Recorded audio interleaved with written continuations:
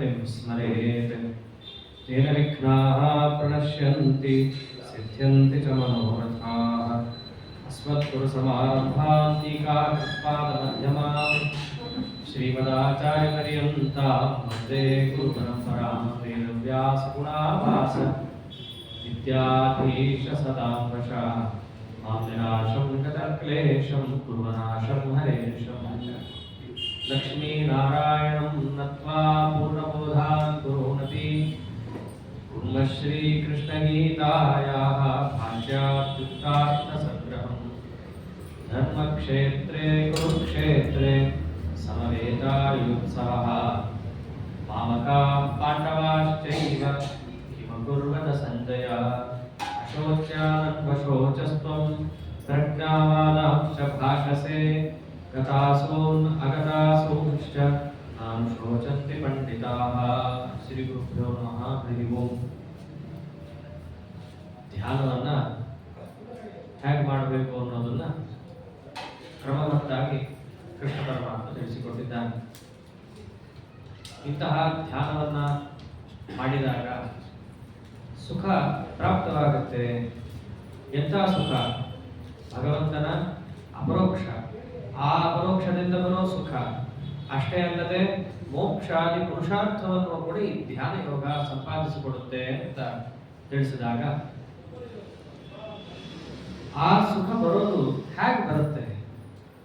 ಧ್ಯಾನವನ್ನು ಇವನು ಮಾಡ್ತಾನಲ್ಲ, ಮಾಡುವಾಗ ಸುಖ ಬರುತ್ತೆ, ಆಮೇಲೂ ಸುಖಕ್ಕೆ ಕಷ್ಟಪಡಬೇಕಪ್ಪ ಧ್ಯಾನಕ್ಕೆ ಅಂತ, ಅಥವಾ ಆ ಸುಖಕ್ಕೆ ಅಂತ ಇದೆಯಾ? ಇಲ್ಲ, ಅವನು ಸುಖವನ್ನ ಸುಖವಾಗಿ ಹೊಂದುತ್ತಾನೆ ಅಂತ ಕೃಷ್ಣ ಪರಮಾತ್ಮ.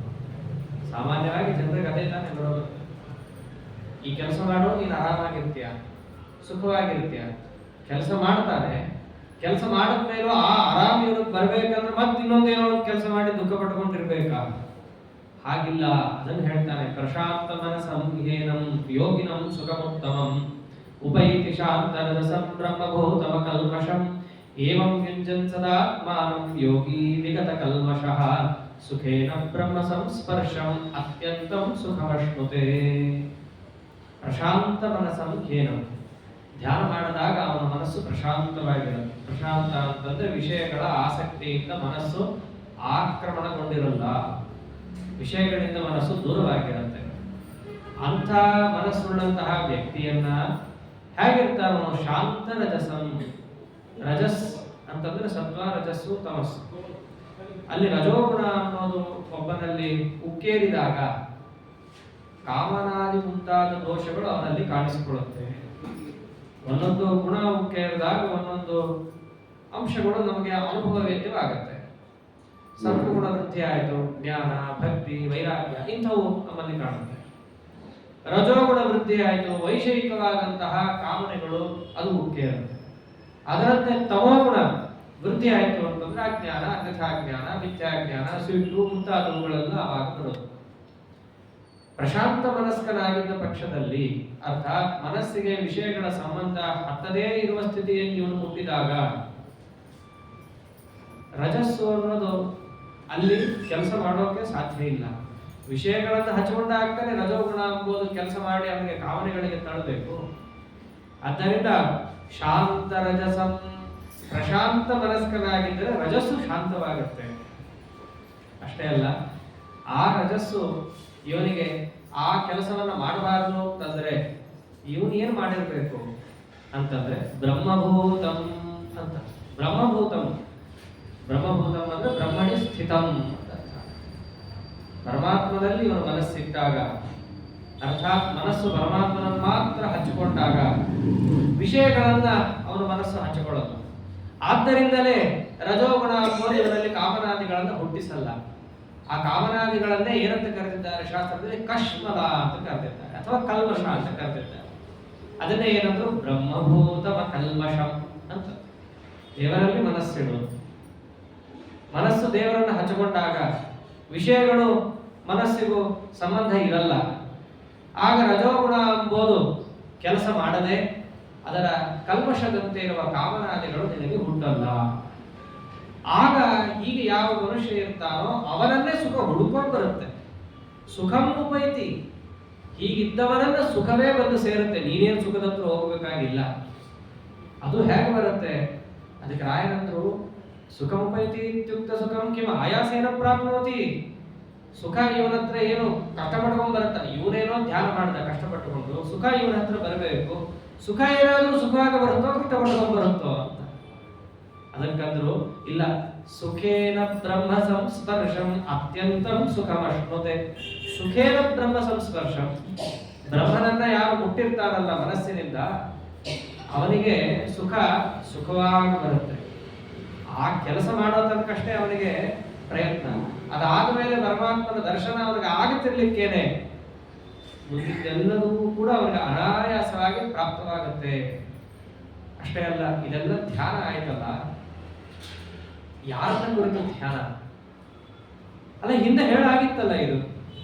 ಭೋಕ್ತಾರಂ ಯಜ್ಞ ತಪಸಾಂ ಸರ್ವಲೋಕ ಮಹೇಶ್ವರಂ ಅನ್ನೋಲ್ಲೇ ನಿರ್ಗುಣನನ್ನ ಧ್ಯಾನ ಮಾಡಬಾರದು, ನಿರಾಕಾರನನ್ನ ಧ್ಯಾನ ಮಾಡಬಾರದು, ಸರ್ವೋತ್ತಮನಾದ ಸರ್ವಗುಣ ಸಂಪನ್ನನಾದ ಅನಂತ ದೋಷ ದೂರನಾದಂಥವರನ್ನ ಧ್ಯಾನ ಮಾಡಬೇಕು ಅಂತ ಹಿಂದೆ ಹೇಳಾಗಿತ್ತಲ್ಲ. ಮತ್ತ್ಯಾಕೆ ಹೇಳ್ತಿದ್ದಾರೆ ಇಲ್ಲಿ ಅಂತಂದ್ರೆ, ಇಲ್ಲ, ಧ್ಯಾನ ಮಾಡಬೇಕಾದ ವ್ಯಕ್ತಿಗಳಲ್ಲಿ ತಾರತಮ್ಯ ಇದೆ. ಎಲ್ಲರೂ ಒಂದೇ ರೀತಿಯಾದ ಅಧಿಕಾರಿಗಳಲ್ಲ. ಉತ್ತಮಾಧಿಕಾರಿಗಳು ಮಾಡುವ ಧ್ಯಾನವೇ ಬೇರೆ. ಅಂದ್ರೆ ಹಿಂದಿಂದು ಬಿಟ್ಟು ಅಲ್ಲ, ಹಿಂದಿಂದು ಸೇರಿಸಿಕೊಂಡು ಈ ಮುಂದೆ ಹೇಳುವ ಅಂಶಗಳನ್ನು ಅವರ ಧ್ಯಾನದಲ್ಲಿ ಸೇರಿಸ್ಕೊತಾರೆ. ಅವರೇನ್ ಧ್ಯಾನ ಮಾಡ್ತಾರೆ? ಸರ್ವಭೂತಸ್ಥಮಾತ್ಮಾನಂ ಸರ್ವಭೂತಾನಿ ಚಾತ್ಮನಿ ಈಕ್ಷತೆ ಯೋಗಯುಕ್ತಾತ್ಮ ಸರ್ವತ್ರ ಸಮದರ್ಶನ. ಅವನು ಹೇಗೆ ಧ್ಯಾನ ಮಾಡ್ತಿರ್ತಾನೆ ಅಂತಂದ್ರೆ, ಸರ್ವಭೂತಸ್ಥಂ ಆತ್ಮಾನ, ಪರಮಾತ್ಮ ಎಲ್ಲರೊಳಗೂ ಇದ್ದಾನೆ. ಅಷ್ಟೇ ಅಲ್ಲ, ಸರ್ವಭೂತಾನಿ ಚಾತ್ಮನಿ, ಎಲ್ಲವೂ ಭಗವಂತನಲ್ಲಿದೆ. ಹೀಗೆ ನೋಡ್ತಾ ಇರ್ತಾರೆ. ಎಲ್ಲರೊಳಗೆ ಭಗವಂತ, ಎಲ್ಲರೂ ಭಗವಂತನಲ್ಲಿ. ಮೊದಲನೇ ನಮ್ಗೆ ಅರ್ಥ ಆಗಿದೆ. ಎಲ್ಲರೊಳಗೆ ಭಗವಂತ ಅಂತಂದ್ರೆ ವ್ಯಾಪ್ತನಾಗಿದ್ದಾನೆ ಅಂತ ತಿಳ್ಕೋಬಹುದು. ಎಲ್ಲರೊಳಗೆ ಭಗವಂತ ಹೇಗಿರ್ತಾನೆ? ಅದಕ್ಕಂದ್ರು ಎಲ್ಲರೊಳಗೆ ಅವನಿದ್ದಾನೆ ಅಂತಂದ್ರೆ ಆಶ್ರಯತ್ವೇನ ಅಥವಾ ನಿಯಾಮಕತ್ವೇನ ಅಥವಾ ಅವನನ್ನ ನಿಯಮನ ಮಾಡ್ತಾ ಇದ್ದಾನೆ. ಸರ್ವಭೂತಾನಿ ಚಾತ್ಮನಿ, ಎಲ್ಲವೂ ಅವನಲ್ಲಿದೆ ಅಂತಂದ್ರೆ ಅವನನ್ನೇ ಆಶ್ರಯಿಸಿಕೊಂಡಿದೆ ಅಂತ ಅರ್ಥ. ದೇವರನ್ನ ಹೊರತುಪಡಿಸಿ ಬೇರೆಯವರನ್ನ ಈ ಜೀವ ಆಶ್ರಯನನ್ನಾಗಿ ಹೊಂದಲಿಕ್ಕೆ ಆಗಲ್ಲ.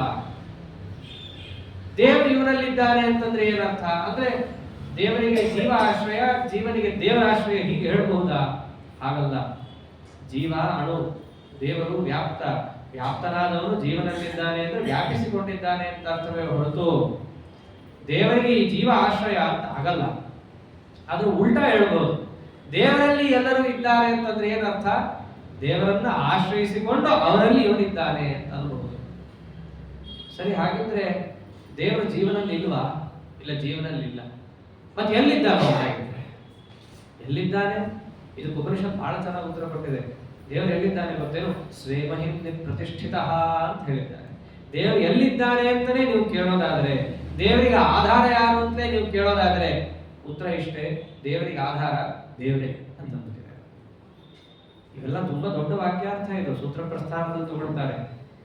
ಯಾಕಿಷ್ಟು ಆಧಾರಾಧೇಯ ಭಾವವನ್ನು ಯೋಚನೆ ಮಾಡ್ತಾರೆ ಅಂತಂದ್ರೆ, ನಮಗೆ ಯಾವುದು ಆಶ್ರಯನೋ ನಾವು ಅದನ್ನ ಅವಲಂಬಿಸಿಕೊಂಡು ಜೀವನ ಮಾಡ್ತಾ ಇರ್ತೀವಿ. ನಾವು ನೆಲವನ್ನ ಆಶ್ರಯವನ್ನಾಗಿ ಇಟ್ಕೊಂಡಿದ್ದೀವಿ. ಅಂದ್ರೆ ನಮ್ಮ ಸಾಧನೆಗೆ ನೆಲ ಆಶ್ರಯ, ಅರ್ಥಾತ್ ನೆಲಕ್ಕೆ ನಾವು ಅಧೀನ. ಹಂಗ ನೋಡಿದ್ರೆ ನಾವು ಯಾವ್ಯಾವ್ದಕ್ಕೆ ಅಧೀನ ರೀ? ಬೆಳಕಿಗೆ ಅಧೀನ, ಗಾಳಿಗೆ ಅಧೀನ. ಅದರಂತೆ ನೆಲ ಮುಂತಾದ ಎಲ್ಲದು ಅಷ್ಟೇ. ಯಾಕೆ? ರೋಡಲ್ಲಿ ಕಸ ಹೊಡೆಯುವವರೆಗೂ ನಾವು ಅಧೀನ. ಅವನು ಸರಿಯಾಗಿ ಕಸ ಹೊಡೆದ್ರೆ ಮುಂದಿದ್ದೆಲ್ಲ ಆಗುವಂತ. ಅವನು ಹಾಗೆ ರಸ್ತೆಯಲ್ಲಿ ರಂದಿ ಬಿಟ್ಟು ಹೋಗಿದ್ದ ಅಂತಂದ್ರೆ ನಮ್ಮ ಮನಸ್ಸಿಗೆ ಎಲ್ಲಿ ಪ್ರಶಾಂತತೆ ಬರುತ್ತೆ? ಅಂದ್ರೆ ನಾವು ಎಲ್ಲಿರ್ತೀವೋ ಆ ವಸ್ತುವಿಗೆ ನಾವು ಅಧೀನ ಅಂತಂದ್ರೆ, ದೇವ್ರು ಎಲ್ಲಾ ಕಡೆ ಇರ್ತಾನೆ ಅಂತಂದ್ರೆ ನಮಗಿಂತ ಹೋಗ್ಲೆಸ್ ಆಗ್ತಲ್ಲ ದೇವ್ರು. ನಾವಿರೋದು ಎರಡಡಿಯಲ್ಲಿ ನಾವು ಕೂತ್ಕೊಂಡಿರೋದು, ಎರಡಡಿಗೆ ನಾವು ಅಧೀನರಾದ್ರೆ ದೇವ್ರು ಎಲ್ಲಾ ಕಡೆ ಇದ್ದಾನೆ ಅಂತಂದ್ರೆ ಎಲ್ಲರಿಗೂ ದೇವರ ಅಧೀನ ಅಲ್ಲ, ನಮಗಿಂತ ಹೋಗ್ಲೆಸ್ ಆ ದೇವರು. ಅದಕ್ಕೆ ಉಪನಿಷತ್ತೇ ಹೇಳ್ತು, ಹಾಗಲ್ಲ. ಎಲ್ಲ ಕಡೆ ದೇವರಿದ್ದಾನೆ ಅಂತಂದ್ರೆ ವ್ಯಾಪಿಸಿಕೊಂಡಿದ್ದಾನೆ ಹೊರತು ಅದನ್ನೇ ಆಶ್ರಯವಾಗಿಟ್ಟುಕೊಂಡಿದ್ದಾನೆ ಅಂತಲ್ಲ.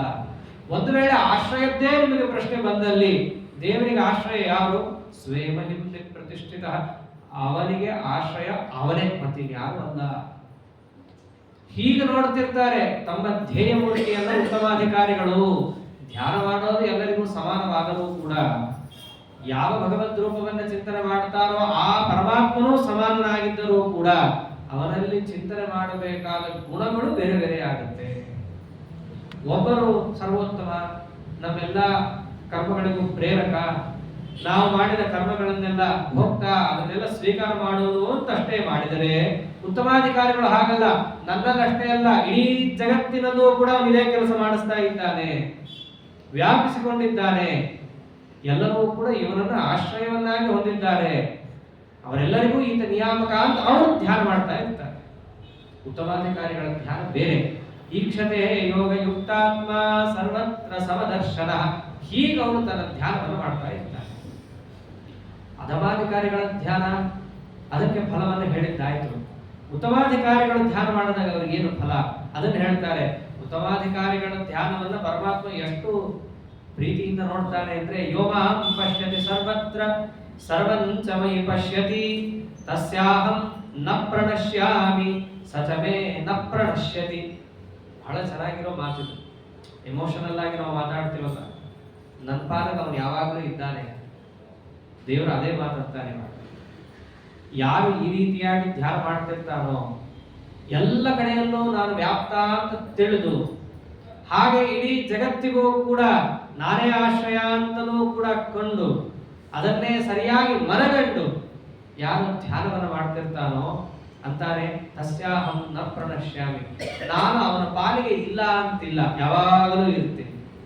ಅಷ್ಟೇ ಅಲ್ಲ, ಸಚಮೇ ನ ಪ್ರಣಶ್ಯತಿ, ಅವನು ನನ್ನ ಪಾಲಿಗೆ ಇಲ್ಲ ಅಂತಿಲ್ಲ, ಅವನು ಯಾವಾಗಲೂ ಇದ್ದೇ ಇರ್ತಾನೆ. ಅಂದ್ರೆ ಏನರ್ಥ? ಅವನ ಯೋಗಕ್ಷೇಮದ ಜವಾಬ್ದಾರಿ ನಂದು.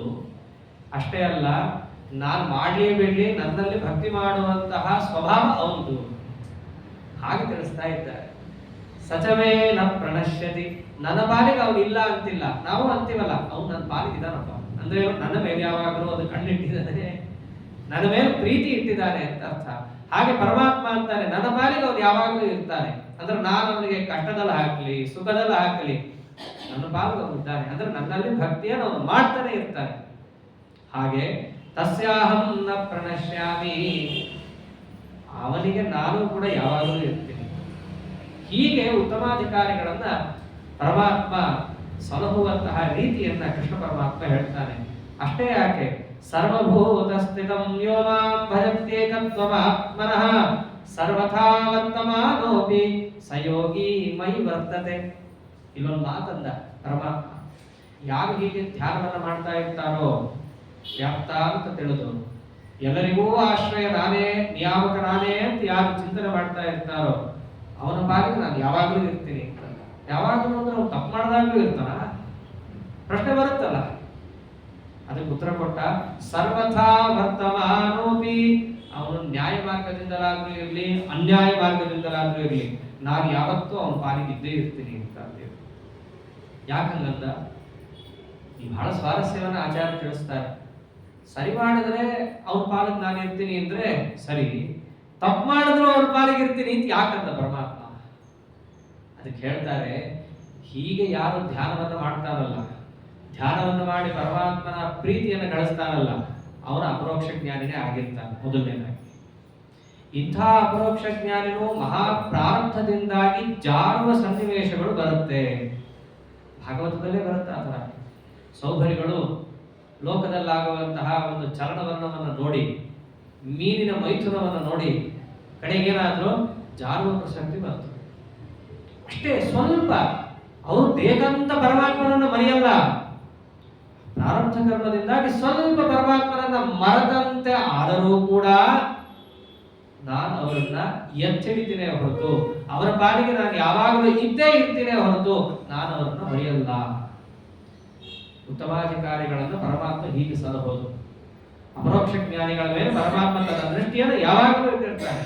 ಅದನ್ನೇ ಅಂತ ಸರ್ವಥಾ ವರ್ತಮಾನೋಪಿ ಸಯೋಗಿ ಮೈ ವರ್ತತೆ. ಯಾಕೆ ಅವನನ್ನು ನಾನು ರಕ್ಷಣೆ ಮಾಡ್ತೀನಿ ಅಂತಂದ್ರೆ ಕಾರಣ ಕೊಟ್ಟ. ಸಯೋಗಿ ಮೈ ವರ್ತತೆ, ಯಾವಾಗಲೂ ಅವನು ನನ್ನಲ್ಲೇ ಇರ್ತಾನಲ್ಲಪ್ಪ, ಮತ್ ನಾನು ನೋಡ್ಲೇಬೇಕು ಅವನನ್ನ ಅಂತಾರೆ. ಅವಾಗ ಕಷ್ಟ ಬಂದಾಗಲೇನೆ ದೇವರು ನಡೆಯುವ ಅಲ್ಪಾಧಿಕಾರಿಗಳನ್ನ ಪರಮಾತ್ಮ ಬಿಡಲ್ಲ. ಅಂತಹದ್ದು ಅವರನ್ನೇ ಸಾಕ್ಷಾತ್ಕರಿಸಿಕೊಂಡು ನಿನ್ನನ್ನು ಹೊರತು ಬೇರೆಯವರನ್ನ ನಾನು ಕಾಣಲ್ಲ, ಕಂಡಿಲ್ಲ, ನೋಡ್ತೀನಿ, ಇದು ನೋಡಕ್ ನನಗೆ ಇಷ್ಟ ಇಲ್ಲ ಅಂತಿರ್ತಾನಲ್ಲ, ಸಹ ಮೈ ವರ್ತನೆ. ಅವನು ಯಾವಾಗಲೂ ನನ್ನಲ್ಲಿದ್ದಾನೆ. ಏನೋ ಒಂಚೂರು ಜಾರ್ದ, ಅದು ಯಾಕೆ ಜಾರಿದ್ದು? ಪ್ರಾರಬ್ಧ ಕರ್ಮ, ಅದರಿಂದ ಜಾರಿದ್ದು. ಅದರಲ್ಲೂ ಹೇಳ್ತಾರೆ, ಅಲ್ಪ ಪ್ರಾರಬ್ಧ ಇತ್ತು ಅಂತಂದ್ರೆ, ಪ್ರಾರಬ್ಧದಲ್ಲಿ ಎರಡು, ಮಹಾಪ್ರಾರಬ್ಧ, ಅಲ್ಪ ಪ್ರಾರಬ್ಧ ಅಂತ. ಅಲ್ಪ ಪ್ರಾರಬ್ಧಗಳಿದ್ರೆ ತಮ್ಮ ಜ್ಞಾನ ಪ್ರಭಾವದಿಂದ ಅದನ್ನು ಕಳ್ಕೊಂಡ್ಬಿಡ್ತಾರೆ ಅವರು. ಮಹಾಪ್ರಾರಬ್ಧಗಳಿರುತ್ತೆ, ಅದೇನು ಮಾಡೋಕ್ಕಾಗಲ್ಲ, ಅನುಭವಿಸೇ ತೀರಬೇಕಾದಂತಹದ್ದು. ಅಂತಹ ಸಮಯದಲ್ಲಿ ಜಾರುವ ಪ್ರಸಂಗ ಬಂದರೂ ನಾನು ಅವರ ಪಾಲಿಗೆ ಇದ್ದೀನಿ ಅಂತ ಅಂತೇವೆ. ನಾನು ಅವ್ರನ್ನ ರಕ್ಷಣೆ ಮಾಡ್ತೇನೆ. ಹೀಗೆ ಅಷ್ಟೇ ಅಲ್ಲ, ನನ್ನನ್ನ ಎಲ್ಲಾ ಕಡೆ ಸಮಾನ ಅಂತ ನೋಡೋದು ಅಷ್ಟೇ ಅಲ್ಲ ಧ್ಯಾನ ಯೋಗಿಗಳು ಮಾಡೋದು. ಹೇಗಂತಾರೆ, ಇದನ್ನ ಬರೀ ಧ್ಯಾನ ಯೋಗಿಗಳು ಆದವರು ಅಷ್ಟೇ ಅಲ್ಲ, ಅಂತಹ ಅಪರೋಕ್ಷವನ್ನ ಪಡಿಬೇಕು ಅಂತ ಅನ್ಕೊಂಡ ನಾವೆಲ್ಲರೂ ಈ ಸಮದರ್ಶಿತ್ವವನ್ನ ಅನುಸರಣೆ ಮಾಡಲೇಬೇಕು. ಯಾವ ಸಮದರ್ಶಿತ್ವ? ಆತ್ಮೋಪಮ್ಯೇನ ಸರ್ವತ್ರ ಸಮಂ ಪಶ್ಯತಿ ಅರ್ಜುನ ಸುಖಂ ವಾ ಯದಿ ವಾ ದುಃಖಂ ಸಯೋಗಿ ಪರಮೋ ಮತಃ. ಬಹಳ ಚೆನ್ನಾಗಿರೋ ಮಾತು. ಆತ್ಮವತ್ ಸರ್ವಭೂತಾನಾಂ ಅಂತ ಬರುತ್ತೆ ಭಾಗವತದಲ್ಲಿ. ಇಡೀ ಜಗತ್ತನ್ನ ಆತ್ಮೋಪಮ್ಯೇನ, ತನ್ನಂತೆ ಅಂತ ಹೇಳಿ ಸಮಾನವಾಗಿ ನೋಡ್ಬೇಕು ಅಂತ. ತನ್ನಂತೆ ಅಂದ್ರೆ ಯಾವ ಅಂಶದಲ್ಲಿ? ಸುಖಂ ವಾ ಯದಿ ವಾ ದುಃಖಂ, ತನಗೆ ಪ್ರಿಯವಾದದ್ದನ್ನ ಆಡಿದ್ರೆ ಸುಖವಾಗತ್ತೆ, ಹೇಗೋ ಬೇರೆಯವರಿಗೂ ಕೂಡ ಪ್ರಿಯವಾದದ್ದನ್ನ ಆಡಿದ್ರೆ ಸುಖವಾಗತ್ತೆ ಅನ್ನೋ ಭಾವನೆ ಇರಬೇಕು. ಹಾಗೆ ದುಃಖಂ, ತನಗೆ ಅಪ್ರಿಯವಾದದ್ದನ್ನು ಯಾರಾದರೂ ಮಾಡಿದ್ರೆ ದುಃಖ ಆಗತ್ತೆ, ಹೇಗೋ ಹಾಗೆ ನಾನು ಅವರಿಗೆ ಅಪ್ರಿಯವಾದದ್ದನ್ನು ಮಾಡಿದ್ರೆ ಅವರಿಗೂ ದುಃಖವಾಗತ್ತೆ. ಅಂದ್ರೆ ಏನ್ ತೋರಿಸ್ತಾರೆ? ಯಾರ ಮೇಲಾದ್ರೂ ನಾವು ರೇಗ್ತೀವಿ, ಬೈತೀವಿ, ಅಂತೀವಿ, ವಾಕ್ಯಾರ್ಥ ಮಾಡ್ತೀವಿ, ಹಾವು ಅಂತ ಹಾರಾಡ್ತೀವಿ, ಅದೆಲ್ಲ ಮಾಡುವ ಮುಂಚೆ ಒಮ್ಮೆ ಯೋಚನೆ ಮಾಡಬೇಕಾಗತ್ತೆ ನಾವು. ಒಂದು ವೇಳೆ ನನಗೆ ಆ ರೀತಿಯಾಗಿ ಯಾರಾದರೂ ಮಾಡಿದರೆ ನಾನು ಅದನ್ನ ತಪ್ಪುಕೊಳ್ಳಬಲ್ಲೆನಾ? ನಾನು ಆ ದುಃಖ ಒಂದು ವೇಳೆ ಈ ರೀತಿಯಾಗಿ ಆದರೆ ಸಹಿಸಿಕೊಳ್ಳಬಹುದಾ? ನನ್ನಲ್ಲಿ ಆ ಮಾತುಗಳನ್ನ ಕೇಳಿದಾಗ ಯಾವ ಮನೋವಿಕಾರ ಆಗಲ್ಲ ತಾನೆ? ಈ ನಿರ್ಣಯ ಮಾಡಿಕೊಂಡು ಅವನು ಮತ್ತೊಬ್ಬರ ಮೇಲೆ ಮಾತಾಡಬೇಕು. ಇದು ಸಮದರ್ಶಿತ್ವ. ಸಮಾನವಾಗಿ ನೋಡೋದು ಅಂದ್ರೇನು? ತನ್ನಂತೆಯೇ ಮತ್ತೊಬ್ಬರು ಅಂತ ಸಮಾನವಾಗಿ ನೋಡೋದು. ಇದು ಸಾಧಕನಿಗೆ ಮೊಟ್ಟ ಮೊದಲ ಮೆಟ್ಟಿಲಿದು, ಬಹಳ ಅವಶ್ಯಕವಾದ ಮೆಟ್ಲು.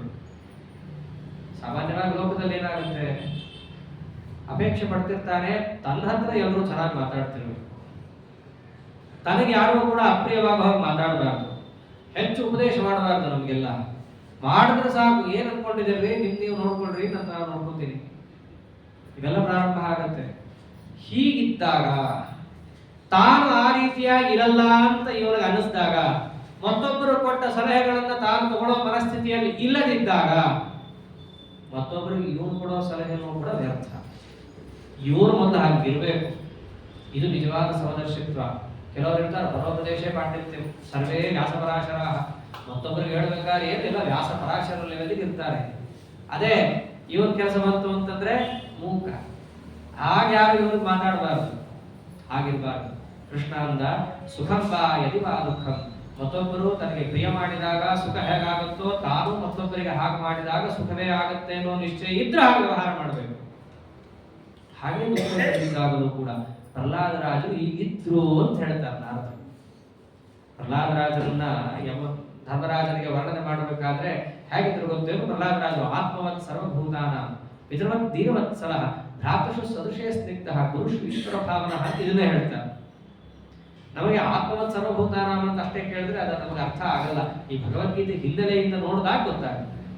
ಪ್ರಹ್ಲಾದರಾಜರು ಆ ಬಾಲಕರಿಗೆ ಹೇಳ್ಬೇಕಾದ್ರೂ ಎಷ್ಟು ಮೃದುವಾಗಿ ಹೇಳ್ತಾರೆ. ಬೇಕಾದ್ರೆ ಬೈದು ಹೇಳ್ಬೋದಿತ್ತು, ಅವರು ಬುದ್ಧಿರ ನಿಮಗೆ ಆಟ ಆಡ್ತಿದ್ರಲ್ಲ ಗೊತ್ತಾಗಲ್ಲ ಅಂತ ಹೇಳ್ಬೋದಿತ್ತು, ಆರಾಮ್ ಹೇಳ್ಬೋದಿತ್ತು. ಸಮಸ್ತ ಅಧಿಕಾರಿಗಳು ಹೇಳಕ್ಕ ಅವರು ಹಂಗೆ ಹೇಳಲ್ಲ.